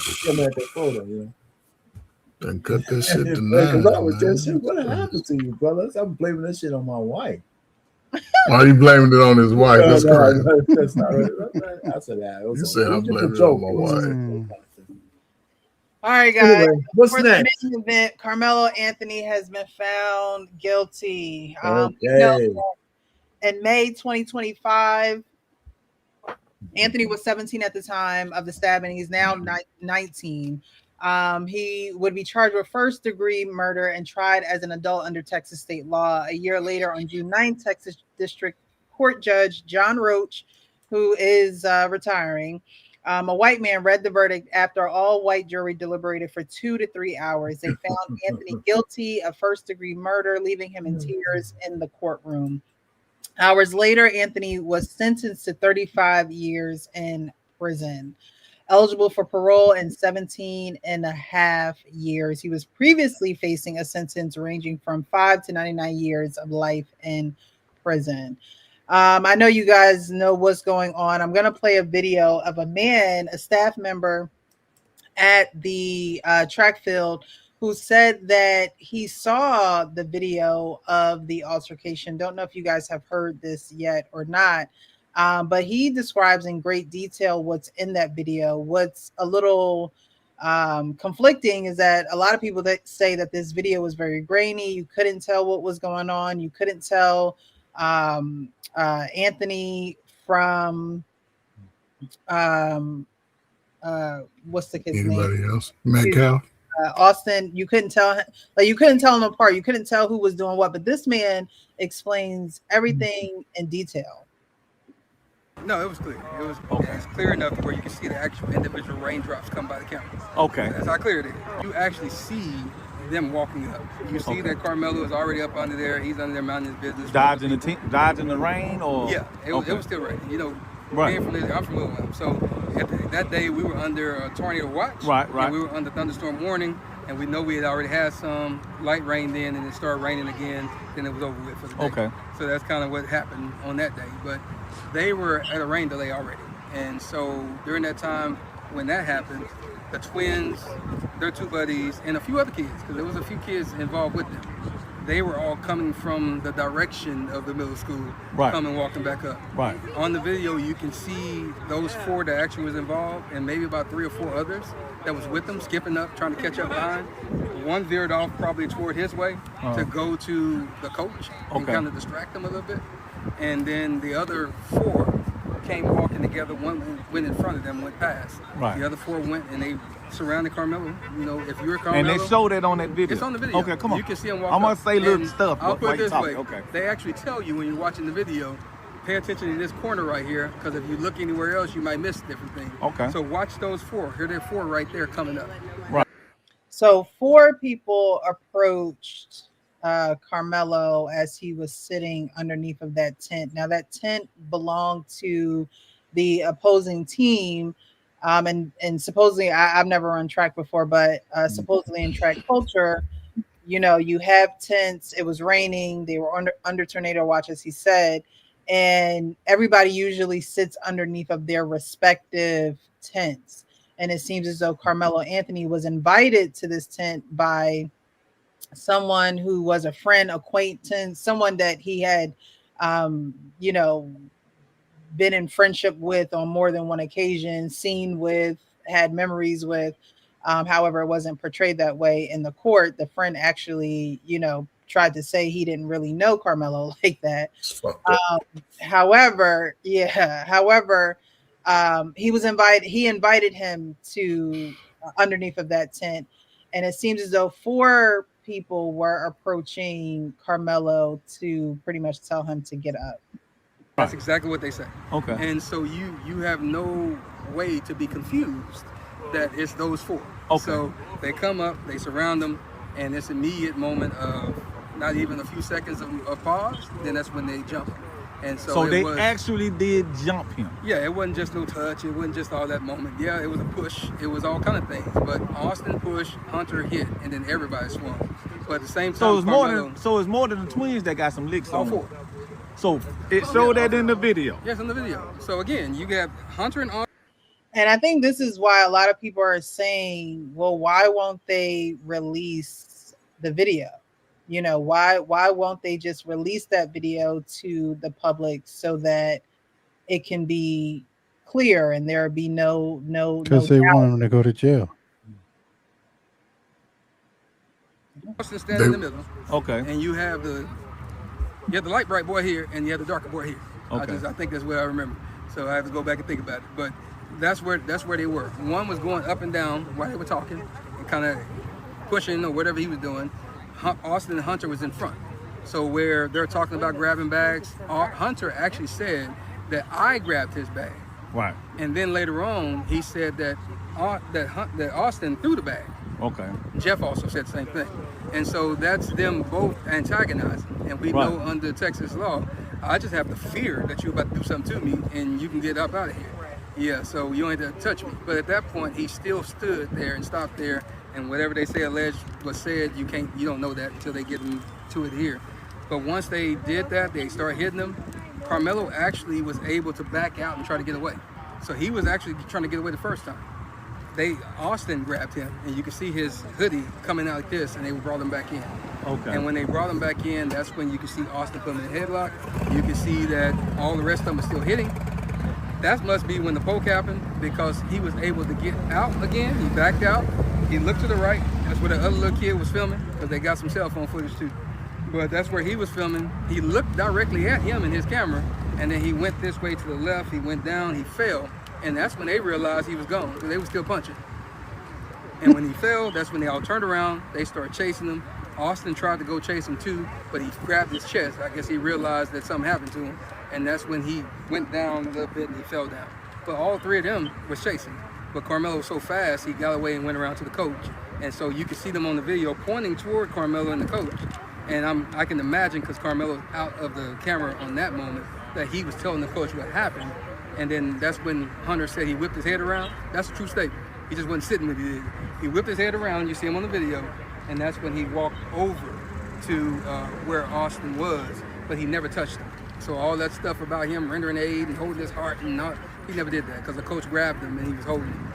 So at the end of the day, that's kind of where the moment went. But they did assault him, and we'll just play the game. Even if it was just a push, you still assaulted him, because it was unwanted.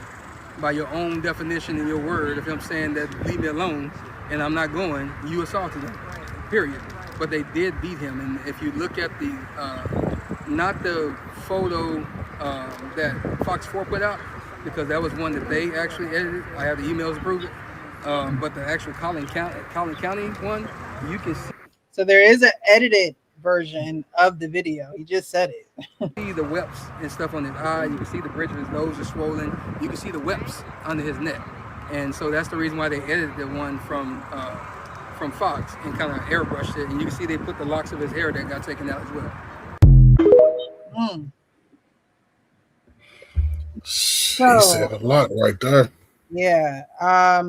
So in this case, knowing what you guys know, even past this video, I'm not sure if you've seen that video before, but I mean, there's so much that was said. You know, there was, what are you doing in this tent?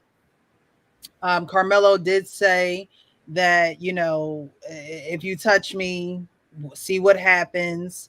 That's something that they used in court as far as him being the aggressor, or why the charge ended up being murder and not manslaughter. Okay, I'm sorry. What do you guys think about that? Even the charge itself. I'm gonna do a video on this on my Monday show, and I think Karmelo was failed on 4 levels. And so I don't believe anything that this guy was just on set, right? Because if he was talking and narrating a video in front of me, that's one thing. I don't care what he said. You know, if the defense attorneys weren't able to get that particular video in court, you know, that has all of this stuff that he said, I'm not so sure what they see. That's what the only thing that matters is what was being shown in court, right? And so, listen, it's a tragic situation, no matter how you couch it. But there was failures on 4 levels. You know, and the first level is just bullshit about it takes a village to raise a kid. That's just bullshit. It takes parents to raise it. You know, and so if it was a village, what, the black culture? You mean the rap culture, the ratchetness that we see on social media and all that kind of stuff? That's going to help raise good kids? It doesn't. We see teens wilding everywhere.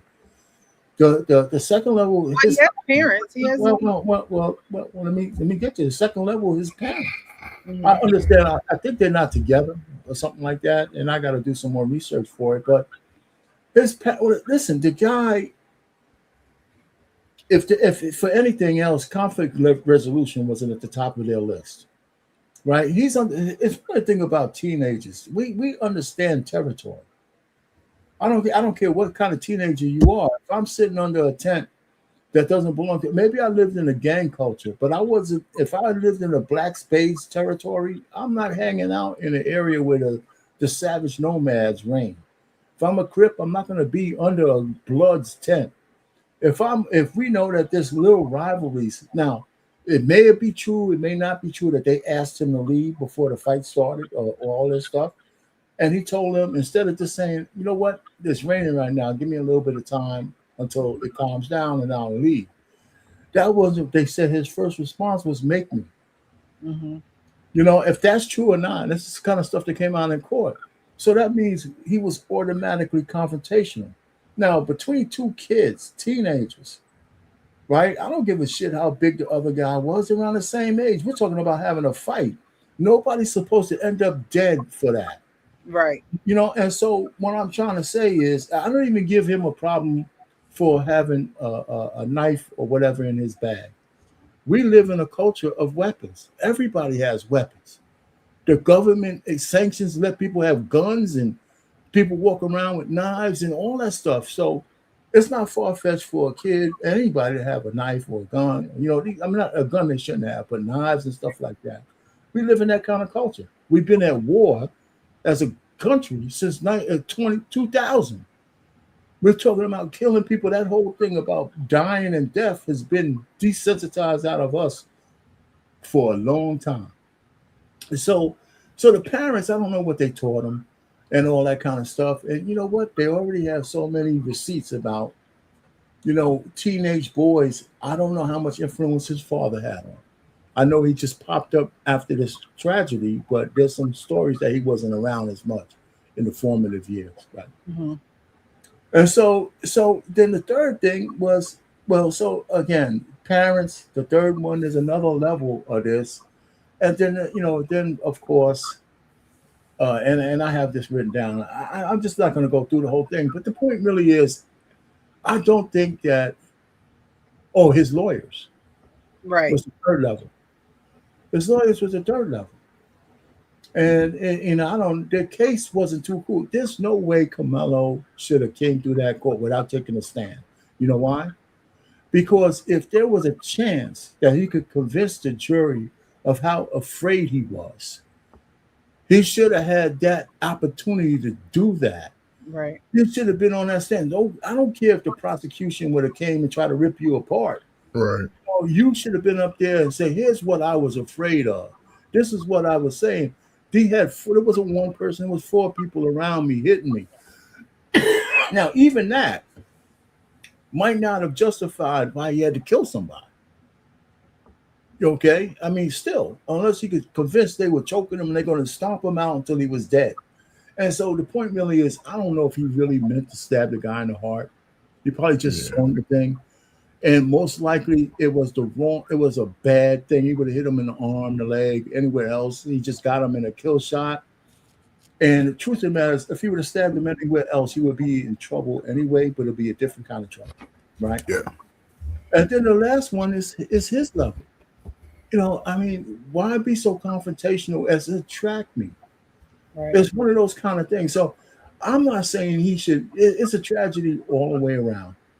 And then, of course, now here's where black kids have to realize that you got to stay out of trouble, because when you get sentenced for felonies like that, you might as well think you can get maximum. You know why? Because the 13th Amendment actually allows the government to enslave you again.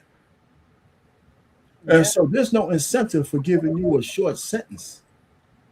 You know, so, 35 years from 18, 20 to 55 is a lot of free labor. Yes. And it's legal, and he's a slave. He's now a slave. The same thing that happened in the Firio Ririo case, the rappers who got killed. Everybody's looking at the little light-skinned boy who got life. They're going to get like good 60 years out of that guy of free labor. It doesn't matter whether you're handicapped, sick or not. You do the crime, they take away all of your rights for those kind of felonies.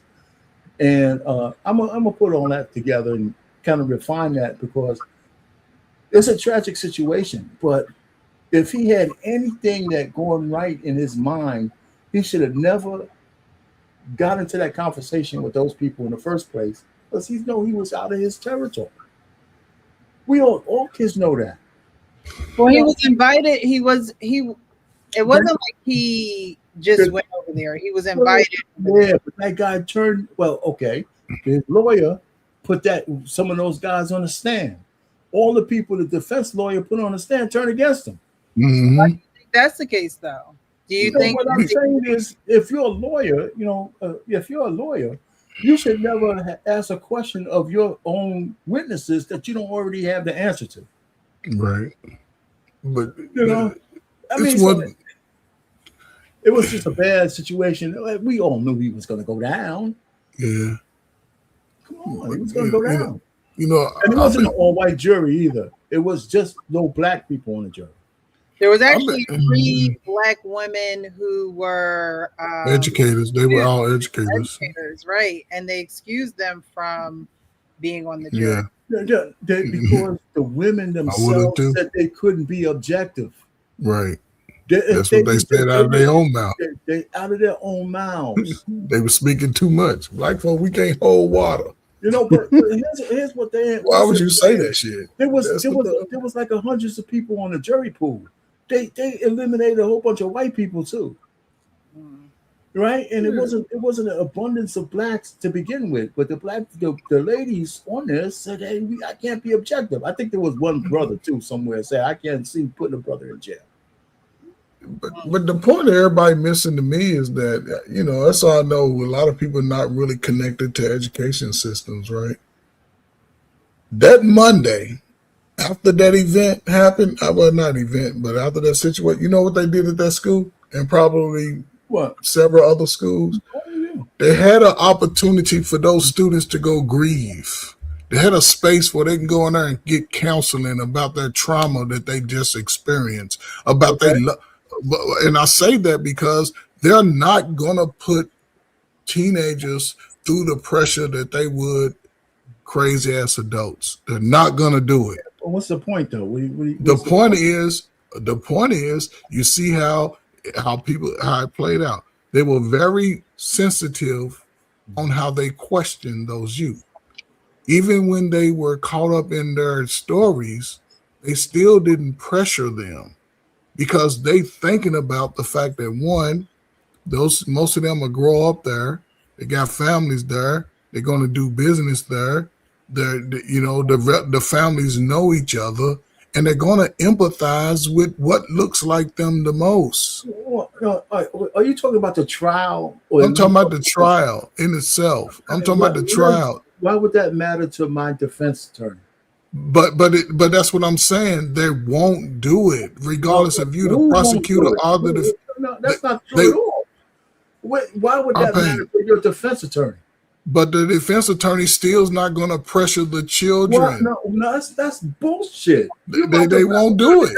That's not true at all. Okay, they were witnesses, but they were witnesses. They wasn't on trial. I know. That's still you. If you're going to tell me that you got a defense attorney that won't do everything to get you off, then you got bad lawyers. They got bad lawyers. Yes. Okay. So if you say that, I agree with you. If that's that mindset, that's a bad lawyer. And you could treat your own witnesses as hostile, by the way. But again, they are not going to treat them that way. No. You're wrong. White people empathize with white people. They don't empathize with Emmett Till. You know what, man? They don't. Come on, man. You mean that there's white lawyers that won't go to the depths of trying to get their black client off because not if you got other little white teenagers on the stand, they're not going to do it. What? We can land it there. I think that's crap. They're not going to do it. That's not true at all. Okay. That's not Go true. into these schools and see. No, That's the same. Nothing to do with the schools. But again, they're school children because they school children. That's not. They try to give them less trauma. They don't want to traumatize them. Shit, man. If I pay that who's day, they don't. The system ain't gonna traumatize them kids like that. System. The system that was holding them on trial. The lawyers, the attorneys. My lawyer is not the system. He's not going to pressure. He's not going. They're not going to pressure on the white kids. You know what? I'm sorry, Coach. We could have a difference of opinion on that. Yes, we can have it. Let's just hope that we never get lawyers if we need one that's worrying about what you just said. I'm trying. If his kids involved, I want you to skin these guys alive. If they're bleeding after you get finished with them, so be it. Blood coming out of their eyes and ears, everything. If his kids involved, they're going back to their predominantly white community. They are going to twist the narrative. Now, he had a knife. He stabbed that boy. So he that much is facts, true. Can't deny it. Can't And he admitted it. He admitted it, right? He told the coach, and he admitted it. And so it's not like he was trying to run away from what he did. I think reality set in. Maybe the adrenaline was settled by the time he got to the coach and hugged him, and the coach told him, if you stabbed him and he's not living anymore, your life is about to change, because they know who's living at. They know who's around. They know that they're outnumbered there. They gave him an all white jury. Like you guys said, there were people who were excused. There were people who were saying, hey, look, I can't see me sitting on this jury and not being biased towards the situation. And so they were excused. And so at the end of the day, he had an all white jury. It wasn't an all white jury. They had Hispanics and Asians on the jury. Oh shit, that's all white, our pain. What are we talking about? They love white people that much, and they'll do anything. Man, come on, at least we gotta be accurate with what's saying though. Well, then I have my facts wrong, because I didn't know that there were Asians and Hispanics on the. Yeah, there were. But can we talk about his vetting of the person that he called a friend that invited him to that tent? Like that, for example, if you play football, like you won't go to the other team's bench and sit down with them just because your boy or who you think your boy is. They're not gonna have that. He was not a good judge of character. Like if they only been around each other twice or whatever, and he's like, oh yeah, come on and hang out with us, that's in my mind. They were setting him up to commit him. Yeah, to bully him. I don't know. If you're at a predominantly white school, it's raining, so are we really talking about who's tent? Like there are people who I know are front track that says, we stay in our tent, but we've gone in other people's tents.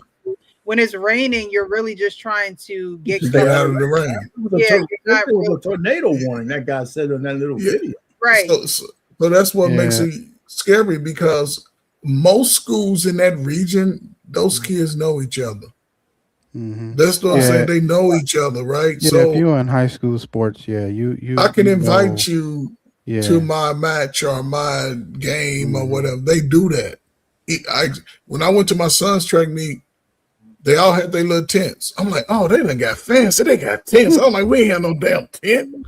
But the fact that, and there were students that 3-4 tents down coming over talking. The problem with him was, and I can understand in a sense, and I experienced this even this year. When we went away, and I made sure that they gathered their bags together. We're putting our bag. I established that in practice. I want your bags on this side of the line, no bags over here, because I would put my bag first, and everybody else's bag had to go behind that. And I'm always watching those bags. And they used to ask me, why we got our bags over here? So we can watch them. So nobody's stealing. Nobody's doing that. And when you got athletes coming in and out of the tent, you come back, and you see a stranger there, you're going to question the stranger. Man, who's this? Arpain said it. That one kid let him down. Hey, man, that's my buddy. I invited him to come. Well, man, he can't be over here. Well, man, let us chop it up a little bit. Hey, man, I'm sorry, man. Look, they say you can't be here. So, look, I'm going to talk to you after this, man, but go wait for me over there. And you do that. But I think it was more. Can we just wait for the rain to show down a little bit before you? Yeah, wait till the rain, because they all up under when it's raining. But when the rain goes, you got to go. You came in, that guy. Now, here's where your so-called theory about whiteness comes in, because I assume that friend might have been a white guy. No, it was a black guy. It was a black guy, and the black guy turned him down on the stand. That guy was on the stand. No, the black guy invited him to the meeting. Yeah, but didn't he go on the stand? He said, he turned on him. He wasn't that, he wasn't my boy. I didn't really know him that well. Yeah, he turned on him. That's my point. That's my point exactly. Like, he think they cool, but then when he got on the stand, it's like, I don't know this dude. What y'all talking about? His own people got him really convicted more than anything else. So he not a good judge of character. Just because somebody dap you up, and you think they cool, like, you got to do more than that to figure out how a person is. Or he could have just said, "Hey, you got to leave the tent." He could say, "Okay, yes, man." Yeah. Or he could have left. I think that's exactly where. Don't befriend me if you gonna turn on me. Went wrong, because if it's not the tent that you're supposed to be under, and they're like, hey dude, like, I don't know how the exchange went. I don't know how high schoolers talk to each other now, but whatever. For him, how they talk to each other though. Right. The white boys were bullies anyway. They were passing back words back and forth, right?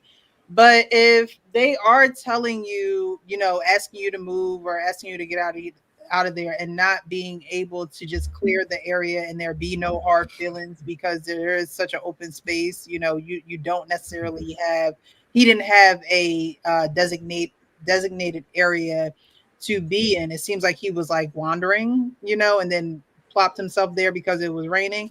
But nonetheless, with them saying, hey, we don't want you under here, or get from under the tent, whatever the case may be, why come back with the, if you put hands on me or if you touch me, to F around and find out, especially in a predominantly white area where there are not a lot of people who look like you, who can defend you, who can come to your rescue.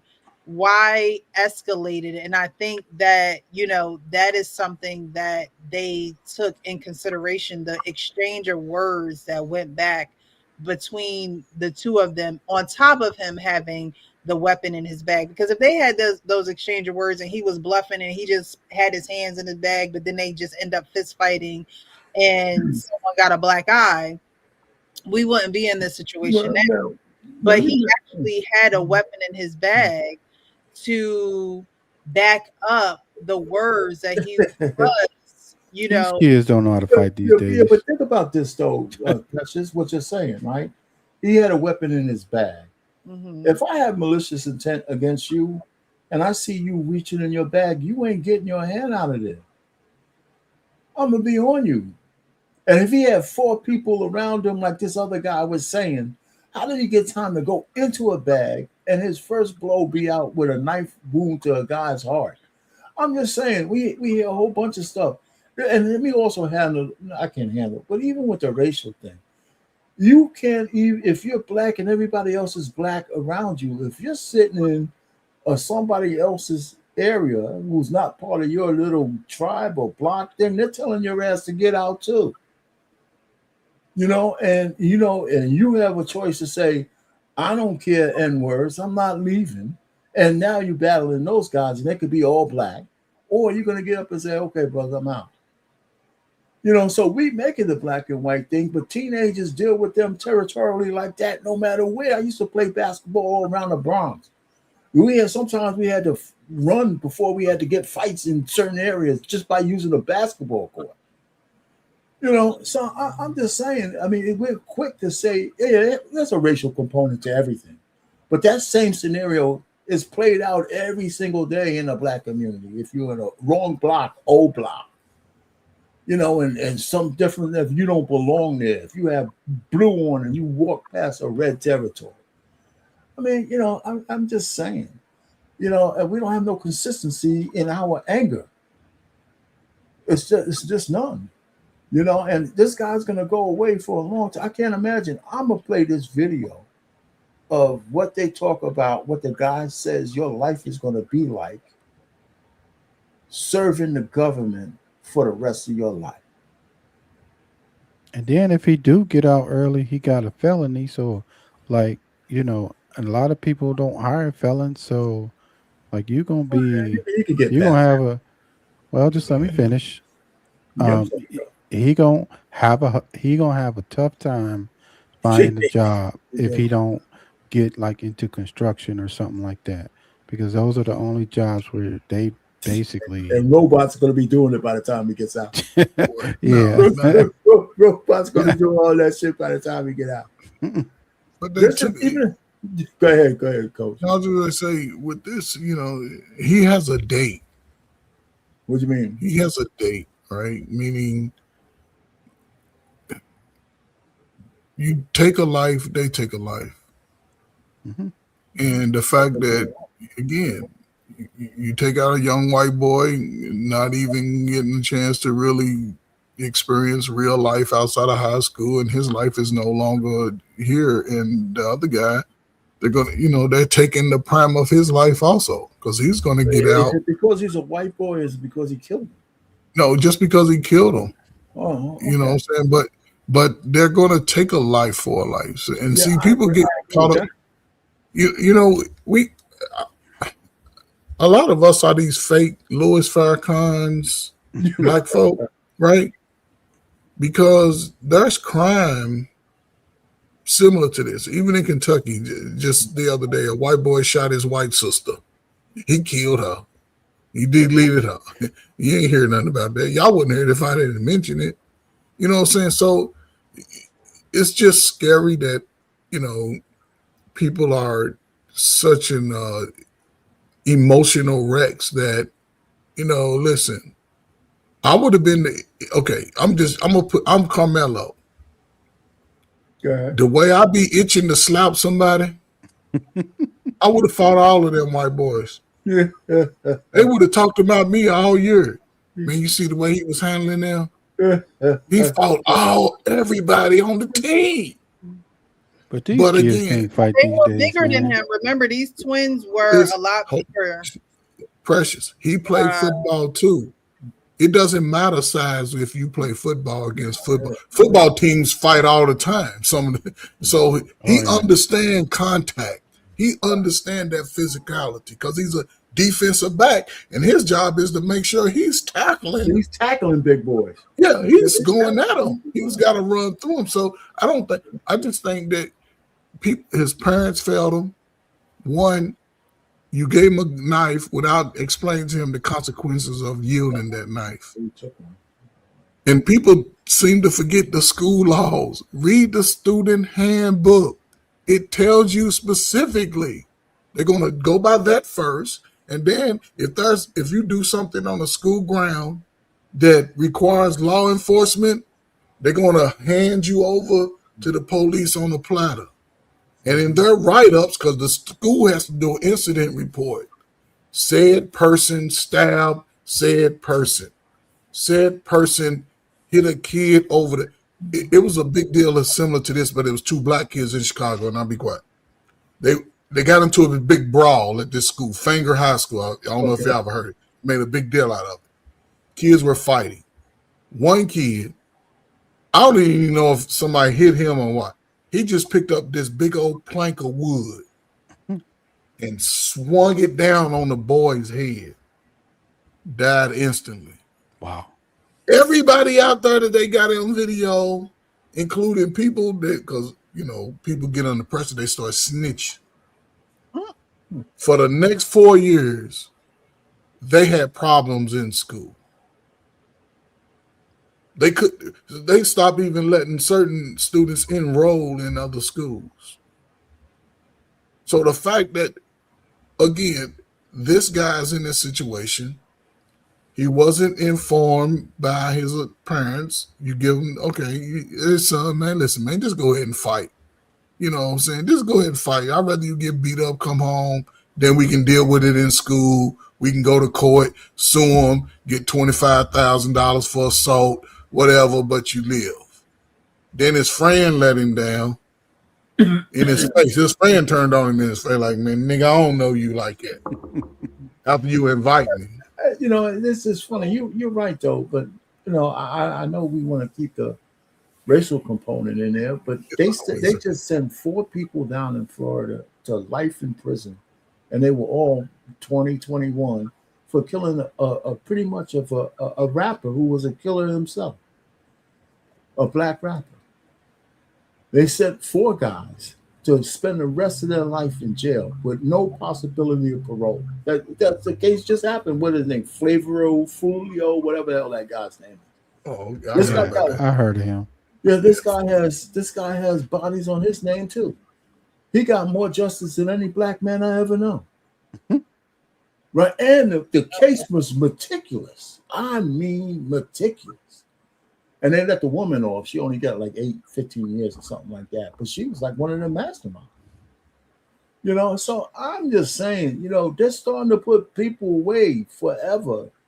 And everybody forgets about that little extension on the 13th Amendment that says we can enslave you if you, it doesn't say it that way. It says with all of that, you're free from slavery with the exception of committing a crime. It doesn't even say what kind of crime. It just says committing a crime.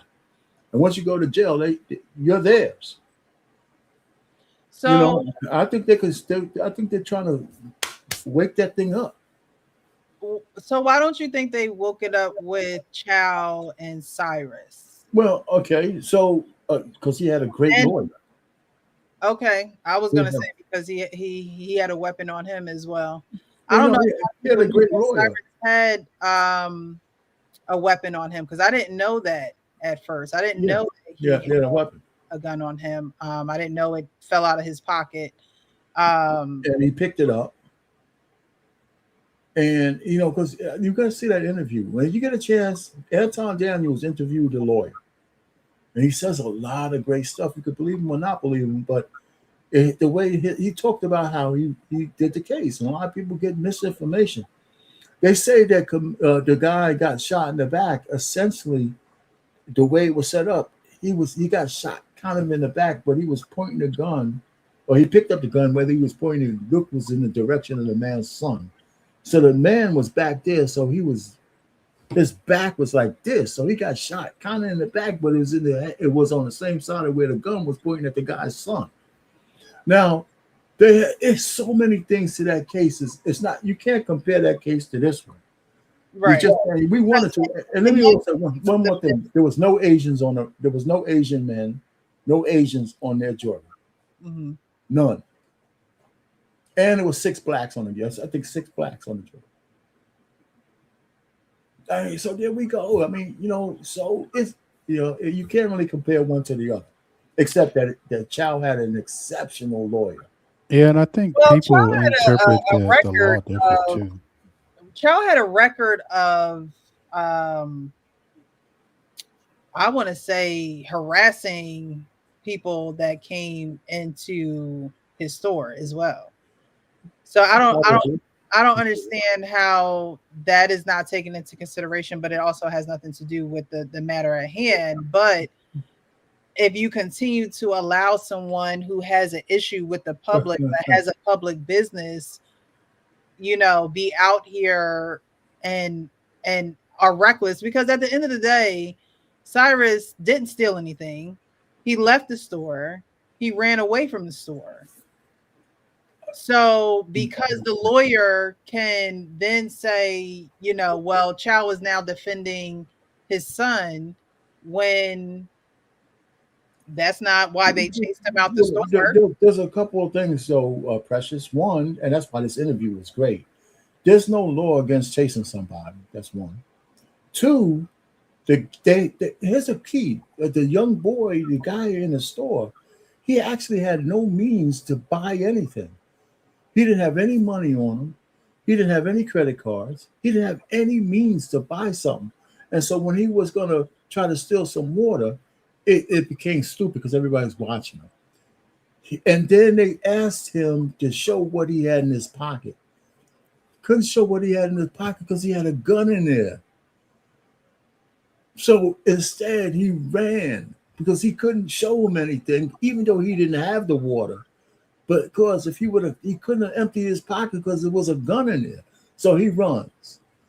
And I don't know what kind of 14-year-old he is. If I'm running, nobody's catching me when I'm 14. So I don't even know how he got caught up. He fell like the girls in the goddamn movie.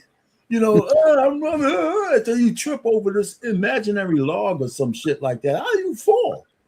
You know, so he falls, gun falls out. And then, you know, so but the point is, this is what all his lawyer was saying that got released in the trial, right? And it just went to them. And first, child spent 3 years in prison before the child, by the way. It wasn't like he was walking around a free man. He couldn't make money for any kind of bail. So he was in jail for the 3 years until his trial. And so it's just so different than what happened with Karmelo. And it was just so different. And listen, again, it's a failure. What are you, if I'm a parent, right? I have 2 daughters and I feel that I've done a great job with them. But when I think back, I think I failed in some areas. Right? Because my job took me away from them in a lot of formative years. Right? So if my kid shows up in the store with a gun, I failed. My 14-year-old son is walking around with a gun. As a parent, I failed. So his parents failed him. I don't care how he looks. He was getting ready. Maybe he wasn't going to rob at gunpoint, but he was going to steal from this store. And he had no money to buy anything. So does he deserve to die on this? No. But I'm telling you, when a person's fighting for their lives, they're going to get the best to try to do it. But see, back in the day when I stole granola bars from the corner store, I didn't get gunned down. Okay, that man Sonny, he told my foster mom so fast. That's what I'm saying. Different time. Okay. We're in such a different time. Right? You But he did have. But the point that got him in trouble is that he did have a gun, and it was out. It was out. And that I want to point out that to me that's the similarity in both cases. They both had weapons, and that alone. You talk about Karmelo's. You know Karmelo's weapon that they call a weapon. It could have been one of those. Like it could, right? Yeah, but it also was enough of a weapon to do what it did. Yeah, right. So we can't just say it was just this little video thing. It was. Do you think he was aiming for the heart? I don't think he was aiming for the heart. I think that he just was trying to stick this guy. Stop messing with them or get him away from him. With a kill shot. But I don't think that and that's what I think with the Karmelo Anthony case. I don't, I believe that did he kill someone? Yes. Right. Did he intend to kill? That's why I disagree with the verdict on that thing. I don't think that he intended to do it. I believe that it should have been a manslaughter case. I agree 100%. Yeah, it should have been a verdict of manslaughter and not murder, because at the end of the day, right, he didn't go to a track meet to kill mobilize someone. He was being approached. He maybe was being bullied. He maybe was being talked to in a certain way. And as all teenagers do, oh, what you gonna do? Oh, F around and find out. You know that but you that's know, what they use. That's what you're they use as a premeditation to killing somebody. That word. But with teams, it's when you're on teams, trash talk is trash talk. No doubt. Like, I agree with you. That's the nature of the environment that you're in. I don't know about track. I never ran track, so I don't know how you but talk. kids are kids, whether it's track or football. You know, so that is the nature of the environment that you're around. Guess Now, what? In the Chow case, there was no manslaughter. It was either murder or nothing. Right. There was no secondary. I saw someone speak about that, and that was they had to prove malice in that case. But yeah, I don't think that he went to this track meet. Absolutely not. Unalive someone. I think that they got caught up in a situation where, yes, he had a weapon, he used the weapon, and the weapon caused so much damage that now, you know, someone's son is no longer here. You had 35 years Austin Metcalf, and then there's a lot of talk about, you know, his family knowing the judge, knowing, you know, those who were in that courtroom. You know, is that true? I don't know for sure. There are pictures circulating that, you know, they commingle.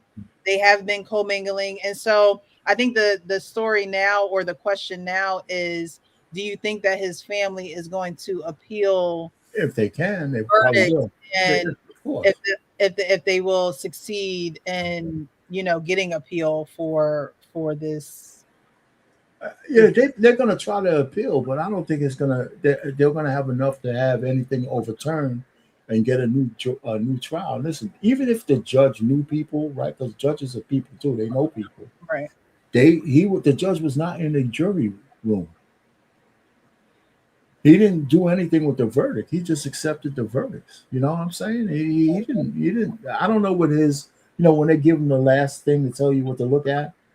You know, if that was biased, but I would bet there's nothing to overturn or point to the judge that he was unfair. I bet. You know, I just think that, you know, this shit happened the way it happened. Here's what I'll give the black community a little bit of credit for so far. A lot of people are mad, but I don't see a lot of things burning down and all that kind of stuff. I know they don't play that in Texas. Yeah. Look, they say things come in threes. And you know, Chow was the first. Now is Karmelo Anthony. To me, you know, as black people, we're always just waiting for the next thing to happen. Like, I'm just being honest. Yeah, I know. I hear you. All right, what's next? What's going to happen next? You know, who else is going to get convicted? Who else is going to get life? Who else's life is going to get taken? You know what the third one is? They're going to release Diddy from jail.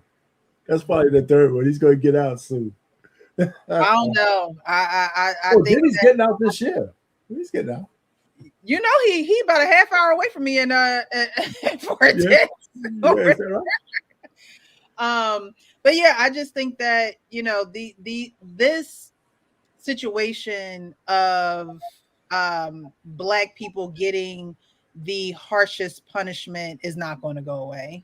I don't think that that's going to go away. I think that's always going to be a thing because, you know, we were only 3/5 of a human. Like, you know, I don't think that that's something that is ever going to go away. I think that, you know, we are always going to be made examples out of. So I think that black people need to move a little smarter, you know, regulate your emotions a little bit better, because the odds for you are not the same odds that white folks have. It's just not the same. And we're never going to be on the same playing field, no matter how you cut. And now a lot of people are like, well, what if it was your child and da da da da da? Well, my child and a white child, like, it's just it'll be two totally different circumstances. Well, two different outcomes. Well, you're right. And well, my thing is, until we start being more reflective as a black, whatever's left of the so-called black community, we're never going to change. We're never going to get past this. Because we're always looking for external things when most of our problems are internal to the black community, right? You know, for every white person who does us a disservice, there's 25 blacks who do. I'm just making that number up, but you know, if you look at death statistics, we are much more you have much more probability of getting hurt by a black perpetrator than anybody else. And that's not a lie. You can just do the numbers, right? And so the point is, we never address that. All out, the only time we see BLM and all these people is when a white person commits an atrocity, and we act like we act like that's not the exception. Every single day, man, black people are destroying other black people. It's just true, and we don't want to talk about it. We don't have panels on panels of looking at that without being able to say, I've been on a Black Man Unfiltered network, and we still talking about slavery. And I'm just saying, I just think that we just not retro. I mean, because I'm old, everything my life is in retrospect already, right? We're not reflective enough to say if we could correct some of our own problems, if only if we were willing to say and do the things that it takes to correct them. Yeah. Tariq said, how many dudes are in jail for not walking away in the club for stepping on my shoes when you should have just walked away? And that's that emotional regulation. That's where you could say, okay, the parents failed you. A lot of times, if your parents are not together, who are you with? Are you with mom? Are you with dad? If you're with mom, she's probably overly emotional, and you need to get with the man who can, stick it to you the right way, give you the real, bring you up in an environment that says, hey, look, the world is not going to coddle you. The world is not going to take your outbursts. The world is not going to take you acting like a baby. You gotta have some composure. You gotta have some tact to yourself. And I think a lot of times that emotional regulation is just not there because So I have a question for you then, Precious. I have a question for you. And you were uniquely able to answer this one, or at least you could be. And I'm going to expect you to answer for all women. But at what age should women give their kids to the man if they're not together? Child, give them to them straight out the womb. Say no. Oh, Lord Jesus. That's true. That's what I'm saying. No, I think at the age around like 8, 9. Is that different for the girl or the boy?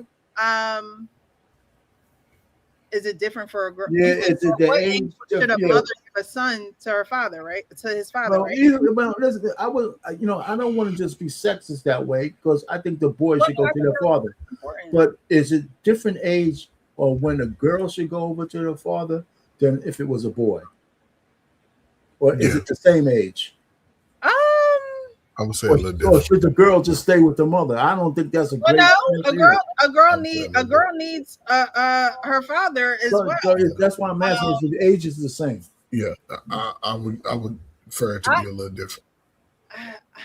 I don't know, just to keep it all in the same range. Not why change the age? I think the age probably should just be the same because at the end of the day, women are working with emotions and cyclical routines. And they pass that on. Right. Whereas men are not. They're looking at the end goal. They're looking straight. They're looking ahead. They're looking logically. And I'm not saying that you should run your life on just logic alone and that emotion doesn't matter because everyone deals with emotions. So one more thing before you go any further. And I know you want to speak real, but okay, this is for the woman. Wouldn't it be better for the lady? Well, okay, let's ask the second question. What would it take for the women decide to listen? I'm gonna keep my husband or my man with me in the household as long as he's not being domestically violent or any of that. Let's strip that out. He's just a pain in the ass, and I'd rather be free without him here. Isn't it better to have both the parents in there if you could tolerate a little bit loss of the happiness that women crave so bad? But that's so is it not worth raising your kids together? Because even if you have to be with the guy who did it and he's not perfect. But see, I don't think that there is any tolerating. Like that question is men and women are not going to tolerate each other just for the kids, and that's horrible to say. That's where I'm getting at, and that's the problem.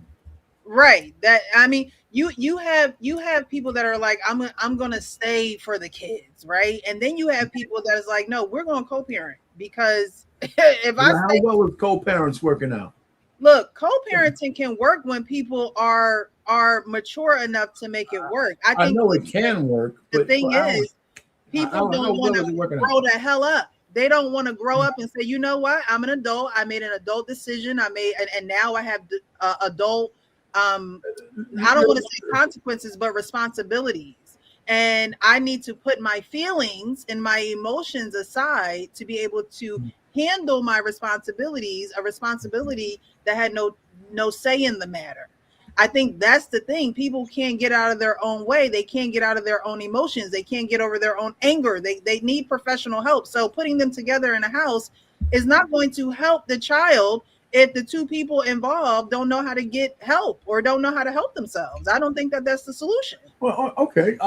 I'm just throwing it out. Okay, maybe obviously it seems like the general consensus is not.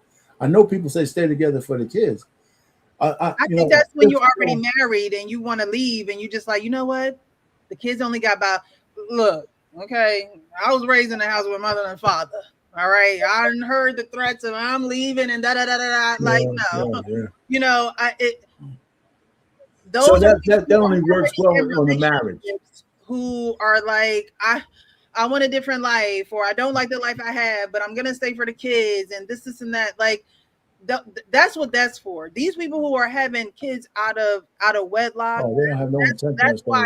That's why marriage is a container for sex. Because as soon as you go outside of that, you have a whole bunch of issues that you can't fix by yourself, and now that falls down on the children that you have.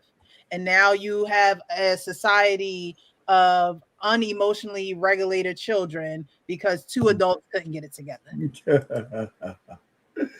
Well, yeah. Nobody is that. We don't have community anymore where if, you know, again, the neighbor or the corner store, you know, owner saw you getting out of line, that they would drag your behind back to the house and say, this one right here, yeah, unacceptable today. What happened? Like, you know what I mean? We don't have that anymore. We don't have people looking out for the community anymore. You don't have where you can go outside, play freely, and other eyes are on you other than your parents. If other eyes are on you now, somebody plotting on you. Like you don't feel safe. You don't feel protected in your community. Yeah, that's true. There's a book coming out called The Vanishing Black Family by a guy named Delano Squires. It should be released on the 16th of this month. And, yeah, I don't know if you're a reader. It might be interesting. I'm going to buy it. It might be an interesting read. And he talks about a lot of this stuff. And a lot of, there's a lot of, there was a 1986 documentary on that. And, of course, everything they were saying then is still true today, but it's exacerbated by the fact that, it's more of it. So I did that Monday live on that. I thought it was pretty good. A couple of people came up and talked, but I want to get that book. One of his solutions was what I kind of backwards kind of said. He said, if you're going to have kids, whether you're married or not with somebody, he says you should be married under a covenant marriage or else don't have kids at all. But he said that parents, both men and women, once they decide or once they get into a situation where they have a kid to be born, that they should feel an obligation that's more important than themselves to raise that kid. Together. I agree. Yeah, that sounds good. Agree. But your and we talk about this all the time when we talk about relationships on values. That value is not just going to kick in because after you hit it raw, now you got a baby. Like that value is not just going to be this is true. We should put the baby above ourselves. No, you wanted a nut. Let's keep it real. And now you got a baby. So you wanted one too. Yeah.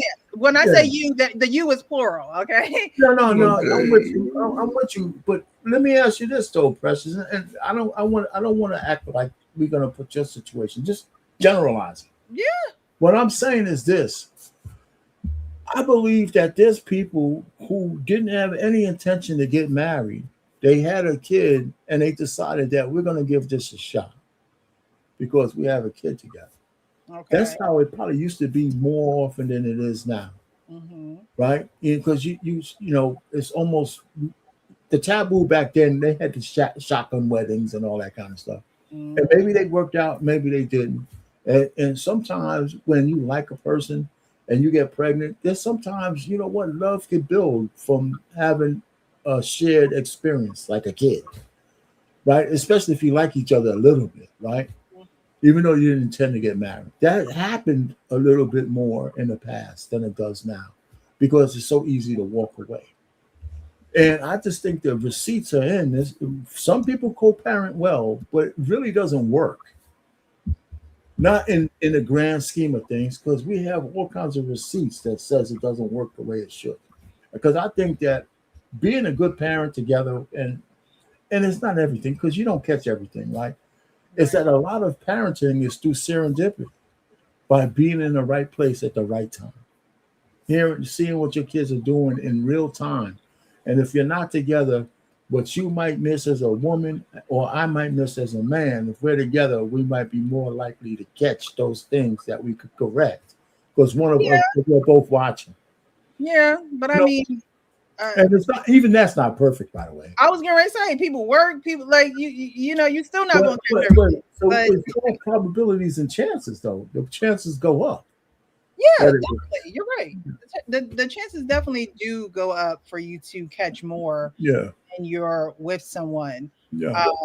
But again, in this society where both people have to work, the daycare catching it. Okay, let's really be real. The daycare and school are catching a lot of moments that two people who are who do live in the same home, who are married, right, want to catch. You know, I'm too old. You know, but I always remember both my aunts and uncles working. I think that this notion that both parents didn't have to work is as an issue. That's some new internet stuff. That's some new. Always had to work, and they made parenting. You know, they made it look good. Yeah, they made it look good. You know, and so I'm saying is that both parents do have to work. But listen, even back in my day, in the 60s and 70s, only a small percentage of men were able to carry a family on one salary. It was less than 25%. Facts. It wasn't like 90% of men were walking around and having housewives. It just wasn't true. Facts. You know, and so I'm just saying somehow today we got this thing twisted, like both parents work. I mean, here's where the failure is. Here's where the failure is. Men have to understand that the way women work today, there's no way that you can't be. You got to be somewhat domesticated as a man too. Yes. You know, yeah, but that's where that, because your woman's coming home kind of tired, just like you are. They might need some decompression just like you do, like we used to come. So that's where men have to understand that there's no inside the house. If the kids are at a certain age, the woman's going to have the lion's share with the kids, especially still breastfeeding and shit like that. But in terms of cleaning the house, maybe cooking a meal, doing all that kind of stuff, that's got to be, you know, a shared responsibility. Yes. You know, and that's where men have to understand. You want a woman and you want her to be somewhat traditional. You got to understand your tradition has to be expanded to say she just because she's a woman that she got to do all this shit. And, and I had that mindset back in the 80s. This shit, you know, that's the way I thought. I didn't put all that shit on my wife. But here's the problem. Precious, listen, our pain is correct. From the time I can remember, both my parents worked. My mother worked at GE. My father worked for Louisville Slugger. When I came to understanding, they both worked. Now, when my mother was working during the day, my big sister was the head honcho of the house. Mm. And as we grew older, what I saw then that I don't see us modern as lazy parents do, we don't put our children on task. Oh yeah, that's another thing. Yeah. My youngest sister, well, she's a twin. My mother had two sets of twins back to back. Wow. They're 2 years younger than me, 2.5. Once they reached age, my parents never cleaned, washed a dish, wash clothes. And my mother's big thing for us was, I'm going to cook on Sundays. She let us know on Friday, I ain't cooking a sandwich. Don't ask me nothing. And she would make her big meal. That's what my mom and dad used to call it. Go for what you know nights. But again, as we evolved, we say we don't want to do some of the traditional things our parents did, but we also make our kids lazier. I have a You aunt. gotta make your kids clean up. You're right about it. Okay, me and my aunt had a standing. I had to kind of get with my aunt a little bit because she yelling at me to do things. I said, "You got 3 children, right? See what Every I'm saying? time I come over here, you working me to death, but you got 3 children. Okay, You wouldn't even work our children. No, Crazy. Okay? All right, they live in that neighborhood, and and it's almost like put them kids to work. It's true. You like Cinderella. Children. Were y'all in similar ages? Who? Like you and your cousins and her kids. No, they're younger than me. It's almost about 10, 11. They were old enough to do work. Yeah, they were old enough to work.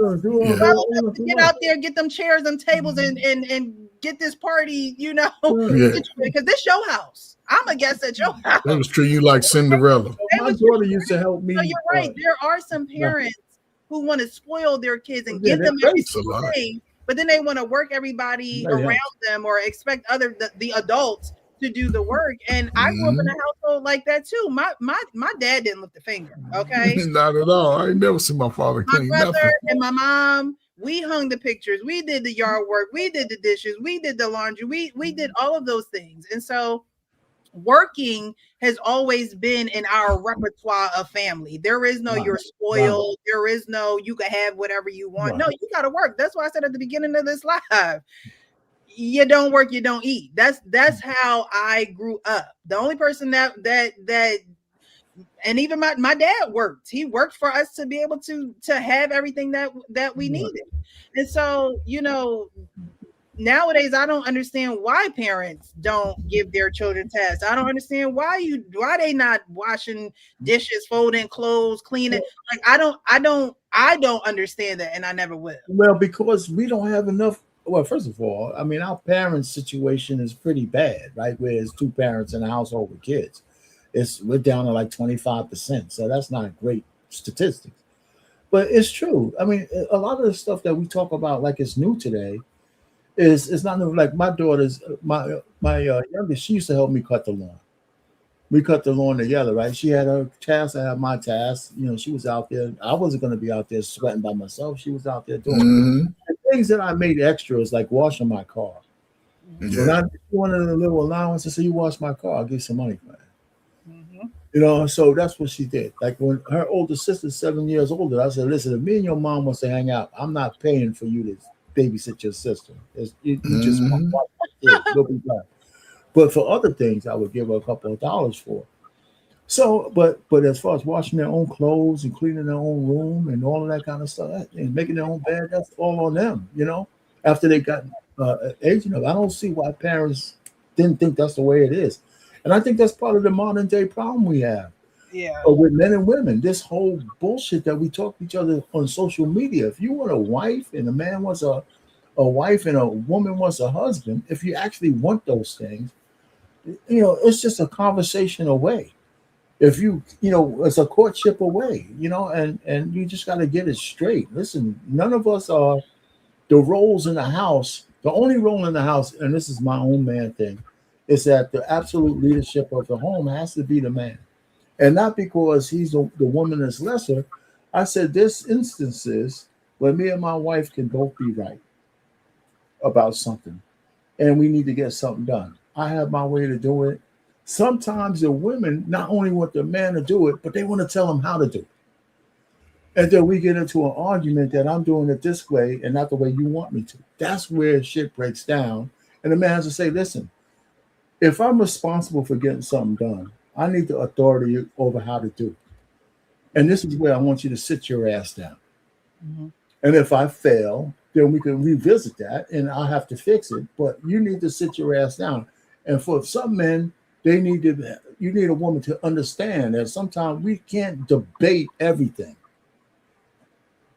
We just can't debate everything, so and I don't think we can get there today and it doesn't matter if you have a PhD in your own job. In this house, I'm not your employee. You could have a group of 100 people working for you as a woman, but when you come in the house, I'm not one of your employees. So kind of put that shit to bed. I don't care if you're a police chief or a mayor or none of that. So and that's not easy. So I grant that. No, it's not. So there you have it. So I solved world hunger, but everybody's still starving. So anyway. So that the trial of the Karmelo Anthony trial is bad, but I think we're going to be surprised on how it's just going to fade into the woodworks. You're going to have some loud mouths and stuff, but I think essentially when it's all said and done, when it's all said and done, people are going to be hard pressed to say, that the guilty verdict is something that's a surprise. I don't think that it's I don't think that the guilty he doesn't the fact that he was found he is guilty. He's guilty of killing someone. That is plain and clear. I think it's the verdict of or the charge of. I agree with that. I don't think it should have been first. I think that's the biggest thing for me. I agree with that. I'm not going to say because he's black he should have, he shouldn't have got convicted and things of that nature. I also come from a home, you do the crime, you do the time. Right. But you're right. I don't think it's first degree murder. There is no, you're black and you're my son and no. You do the crime, you pay the time. Yeah. That's it. That's all. That's what we need to be teaching our children. Don't go outside these doors acting like you are the best thing that God put on this earth and you're untouchable. Yeah. Because that's a lie. That's not reality. The reality is you need to mind your manners. The reality is you need to, act like you have some sense, like you were raised right. The reality is you don't have the same privileges afforded to you in public like other people do. That's just because Johnny did it don't mean that you could do it. Absolutely. That's just point blank period. It has been that way since the beginning of the time. It will always be that way. And so we as parents to children have to be able to prepare them for this world and not just have them, scrolling on social media thinking that this is something that's worlds away, because this can happen on your block too. Absolutely. This can happen at your track field too. This can happen when you tell me on Friday you're going to go watch, so-and-so run or so-and-so play. These things can happen every day in any neighborhood on any block. No one is exempt from it. No, you're right. Hey, so Precious, you gotta help me with something. I still need some more weaning with my youngest daughter moving out, and I walk past her bedroom, open the doors ajar, and there's nothing in there but the bed that she used to sleep in, and I can't even bring myself to go in the room. And I said, I'm simple. I said, God, at least, and what's my problem is when she was here, right? She was one of those kind of loners, anyway, and she's been that way like a little girl. I feel like I didn't knock on her door and walk in and intrude on her space enough. Oh, she said, now that she's gone, you miss her? Yeah, I said, shit, I should have intruded on her a whole lot more, because now I don't. Now you don't know what's going on with her. Well, yeah, she don't forget about her calling me. She only called me when she wants to call. That's it. I said, God, leave, man. I thought you missed your dad. I mean, don't you want to say something? No, we keep that, huh?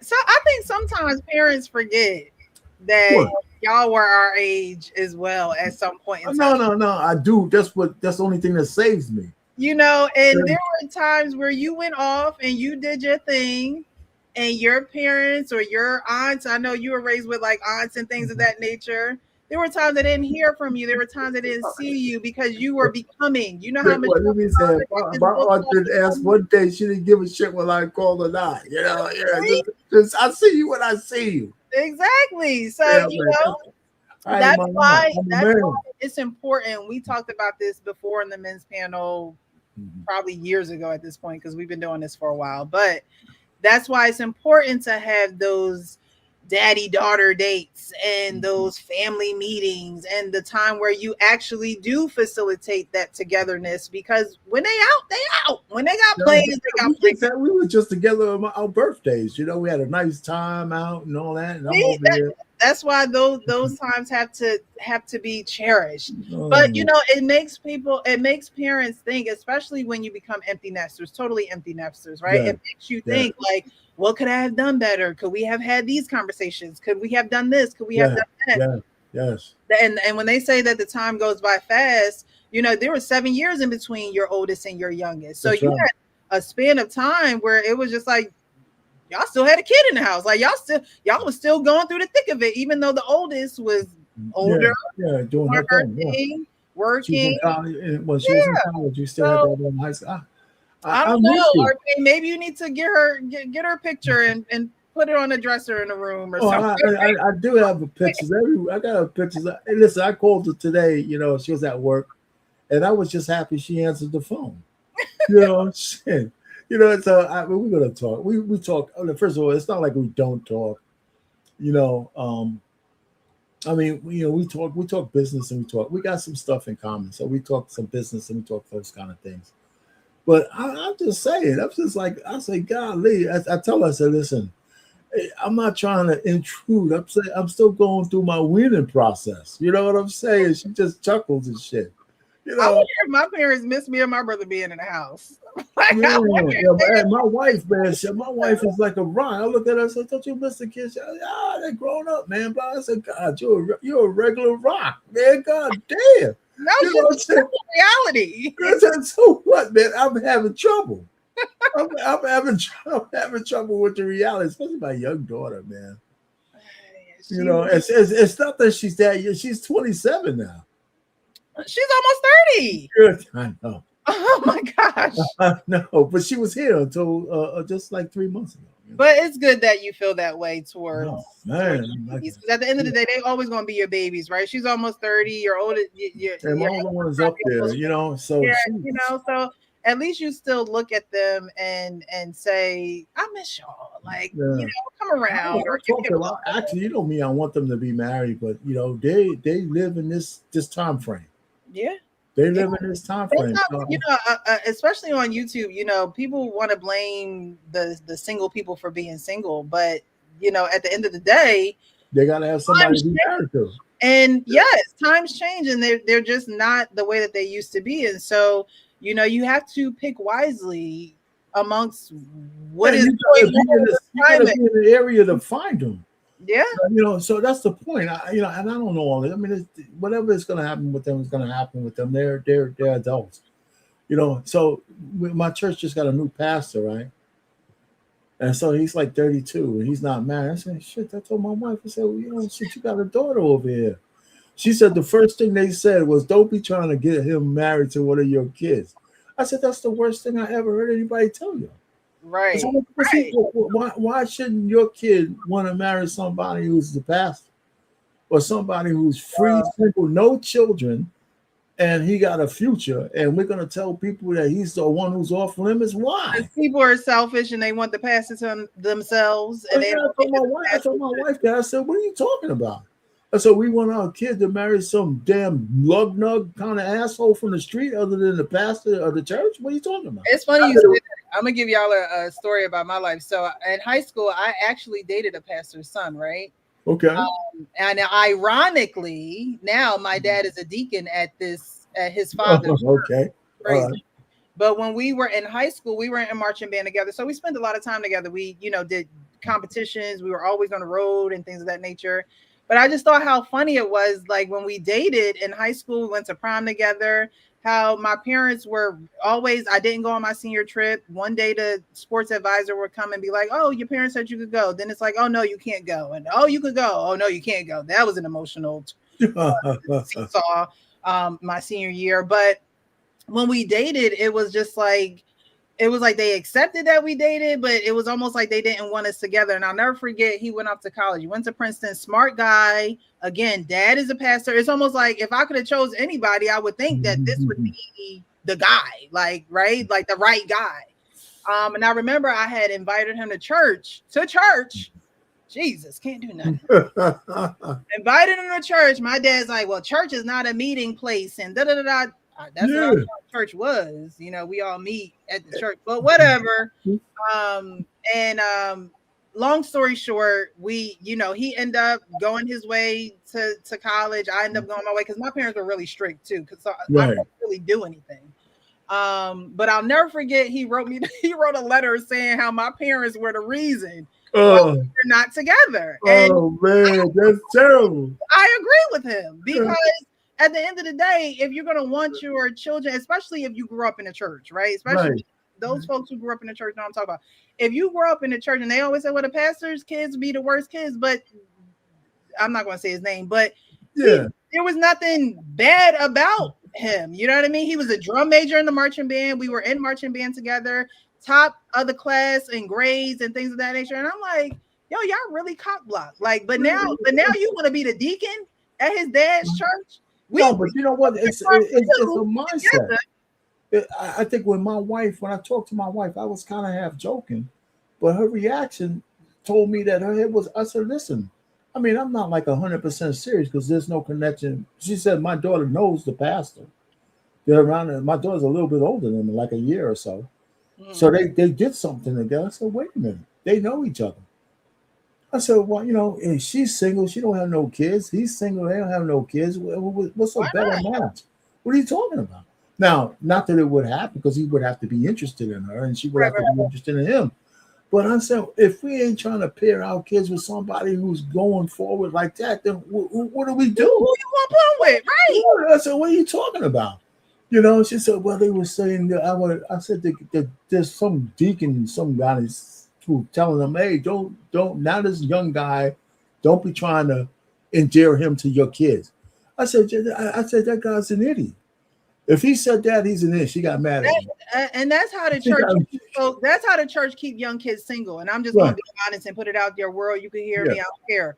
That's how church keeps young people single. And now that we in 2026, church want to have this culture of, let's get the singles together and da-da-da-da. Y'all forget when we was kids, y'all wanted to keep everybody apart. If we touched each other, we was going to get pregnant. If we looked at each other, we was going to get pregnant. Those are the fears that's a whole nother show.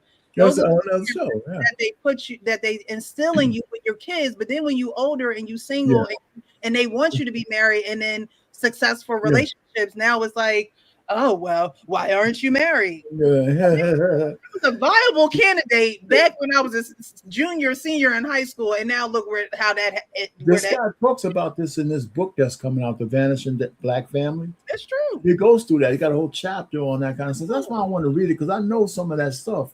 And it's so funny that I did that show on Black Man Unfiltered Network, and I didn't know this book was coming out. But so when I said that title, then I looked that up, and then all of a sudden this guy showed up with a couple of interviews and all that kind of stuff. Oh man, this would be good, So anyway, but I want to get it. I still got all his love notes and everything. Is that right? Sonnets and everything that he used to write me. I did a autobiography. Man, love notes. A major part because is he married now? Sweetheart, he's married, 2 kids. Oh man, it's funny. You know what? I did find back in the day, I had this chick that I was dealing with, and I saved a lot of postcards and pictures and stuff. And my wife seen them, but I don't even know where they are now. It was a postcard. This lady, we were in college together, and she sent to me, and she was real fair skinned. She was a red bone, a real true one, right? She writes to me and she says, and in there she says, "Listen, I would like you, but you're a little too dark for me." Blah blah blah blah blah blah. Yeah, but she was sweet. But we had a good time. And so I found out where she was. I took a copy of the postcard. I took a picture of it and sent it to her. She says, "Oh my God, I can't believe I sent all of this to you." And we just laughed about it. It was like 20 years later. I'll never forget. We went to my brother's room at our house, our home, our childhood home, and he had a full drawer of letters that girls used to write him. And back in the day, we used to. Child, I don't even know if I could do it today. I couldn't. But we used to fold the letters up. It used to be like a perfect square. It used to like fold I know what you're talking underneath about. And oh my gosh. But he had Coach perked up. He does that. My brother was very popular in school. He was a football star. There's still at the high school, people can't beat his records. So he was very popular. And again, we grew up in a very strict household. So people would invite him out, go to this party, do this. And, we had to deal with the, no, you're not going. No, you can't go here. No, you can't go there. No, so, but the girls loved him. The girls loved my brother. Okay. And they were scared of me for some reason. I didn't know this till after we graduated high school, out of college. And they be like, we used to be scared of your sister. For what? What'd I do? What your brother was telling him. That's right. What did I do? My brother probably was like, yeah, my sister don't play. Don't even try. Yeah, he set the stage for you outside. I had 5 sisters, so when I used to go out, I can't imagine having 5 sisters. I had 2 older and 3 younger, and I played sports. So people, I was like your brother. We was just though you were spoiled like hell, man. I was the middle child. Listen, I was the middle child. I didn't give my parents trouble. I did whatever I was. Listen, and y'all have to talk to my family because they give me some crazy stories when I was like early teens, right? My sisters tell me I used to iron my underwear. They used to tell me I was very very detailed, and I used to put my clothes in my closet on a hanger with two fingers apart. Is this before the military? Yes, all this is before the military. Oh, wow. They had to have everything turned the same way. I was a guy that used to go outside. We had a fence and weeds used to grow up. I used to just pick the weeds off. My mother used to be like, boy, something wrong with you. You act like where are you originally from? I grew up in Louisville, Kentucky. Okay, down south. Yeah, I grew up, and listen, man, I was a helpful guy. A lady used to get me. I feel next like I need to move down south. I don't feel like ain't nothing up here in the north. I feel like I need to move down south. It's there, but in the north, it's moving fast. Exactly. It's moving fast. See, in the south, it's a little more spread out, a little more. The suburbs are the suburbs. You ain't got to go 4 or 5 hours. Move, man. I'm telling you, I'm just too rooted because I'm here in New Jersey. The money that's sustaining me right now, in terms of my retirement, I'd probably be living like a king. You'd be living large, yes. Yeah. I'm telling you, man. I'm thinking maybe Texas, North Carolina. Listen, I'll recommend people if people move and they get you a place with a basement. Oh yeah, I grew up in the townhome. We got basements here in New Jersey. That's we have basements. Walkout basements. I'm in a walkout. I love my walkout. Oh, you got one of those. That's nice. Yeah, I love a walkout, man. It's nothing better. I grew up with a walkout basement when I was younger. The old pain that you lift up the lid. Oh yeah. But we used it like all the time, especially I was young, in and out. So as I got older and I got married, I was like, man, we can't get a house. She's like, I don't know how. I said, we get a basement, we're gonna be a walkout. Well, walk out now every day. Oh, you want to go sit outside? You want to do this? So yeah, I just recommend it because I don't like people going through my house. Right. You know what I'm saying? You come to the basement, you chill out. I got my TV. That's why I be watching the games. Yeah. I got my little workout area. So I like that. Then the house is just for me, my wife, my little personal space, but entertaining. Come on. Because your cousins are silly. They like to, got some new cologne. They want to be all in your shit. Take your ass downstairs. That's just me. Because I'm very picky. My wife, listen, if y'all saw my dresser drawers compared to hers, I'm folding clothes. I tie my sock. Everything has its own space. Well, Everything is turned. My wife, it's a pile of shit in the drawer. She's like, you gotta help me get my drawer together. I said, hey, you got too much stuff. You on your own, baby. Yeah, but I help her. It's just that I'll get it together. Then, Precious, you know how y'all get to trying to get somewhere fast, and you ain't got time to be separating. You got to just throw it out the way. It was right after that. And then you take a designated time where you get everything together because you know you done been rushing, you done been throwing everything all over the place, and now you got to take the time to coordinate and ordinate, have everything back to normal. But that takes about a week or two because you still going through the motions of the week. Things are happening. I'm lazy, man. I couldn't do what Coach did, man. I got a closet. Half the shit I probably need to throw out. And, got OCD, man. Well, that's cool. You know, my clothes, I wash them. I said, well, you know, shit, as long as they clean, I don't care if they're folded. If I need to iron something, I iron it as I go. Yeah, I iron as I go. Died, fried, laid to the side. Ironing. People don't iron no more. I used to have to iron my dad's clothes for work. Yeah, I iron my clothes. I iron my own clothes. I don't ask my wife to do it. Yeah, I don't ask my wife. Yeah, I don't mind ironing. I used to be like, all right. Yeah. Matter of fact, I think I have. First of all, I have too many irons in my house. Really? You know, yeah. I mean, everybody had their own. He got girls. They gotta have their own. Yeah. As far as I'm concerned, I don't know why I have. It's just crazy. It's, I think more than having 4 or 5 irons is enough. I bet you got 4 or 5. You got 4 or 5 irons in your house. Yeah. I mean, because you collect. My iron has lasted me. I may have to actually buy another one, but my iron has lasted me for a good 14 years. No lie. Yeah, they last.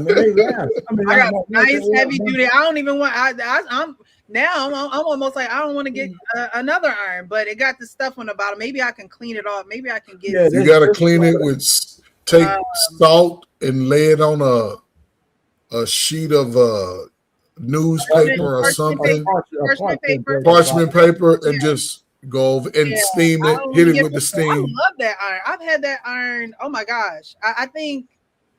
After I was done with college and got my own place, I got that. I've had that iron ever since. My mom always told me invest in a good iron. Always. Is it the one with the little blue tab, the old school? It was metal. It was black and had silver. Like yes, it's a red and silver iron. That's old school. That's old school. Yeah, that's old school. But one of those ones that the auto turn off if you forget. You have it plugged in, it'll turn off or whatever. But it's a good iron. I just don't. I don't know. I like the creases. I like with the jeans. I like that. But yeah, got to have a crease.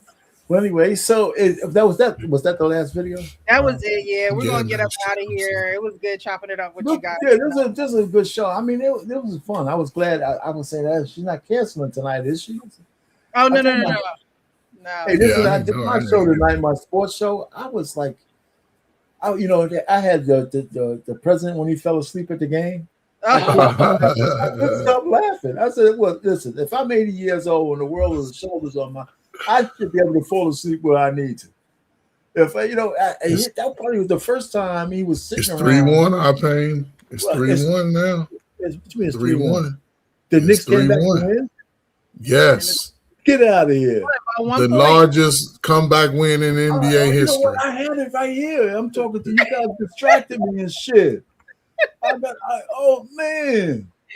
By 1 point. So there you go. It takes a woman to get me from talking about sport. I'm going to blame this on. And I always forget. I'm like, oh, man, I think the game is going to say nothing. Man, I tried to, man, but I don't know. There's a big comeback. It was like 90 to. It was like up like 15 points. I saw it down all the way down to the last 30 seconds. I was like, and you're watching it too, goddamn! I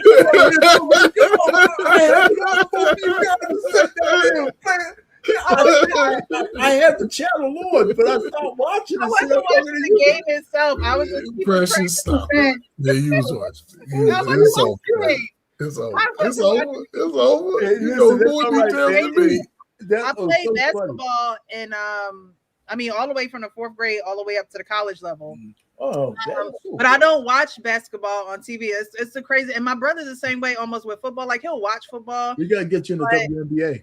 I don't. Now football I'll watch. Football season. I'm getting my wings, my cheesesteak, something. Before we go, can I see one thing, right? Since you play basketball, let me see your shooting form. Oh, I'm a lefty. Oh, you left it. Okay, we good then. I got you. We together. I see you. I still got my shot. All right, I might get a little winded, but yeah, we ain't got no endurance, but we can go to our spot. I see you, Precious, over with the left hand. Okay, yes, I'm a lefty. Okay. A lot of people don't know that about me, but y'all do. Oh, there you go. That's no wonder you smart. Okay, I get it. That's why she's smart, because you left. Yeah, man, we think on the right side of our brain. The right hand y'all just figure that shit out as y'all go. Unless you go to Catholic school, I think, then you get it early. Oh.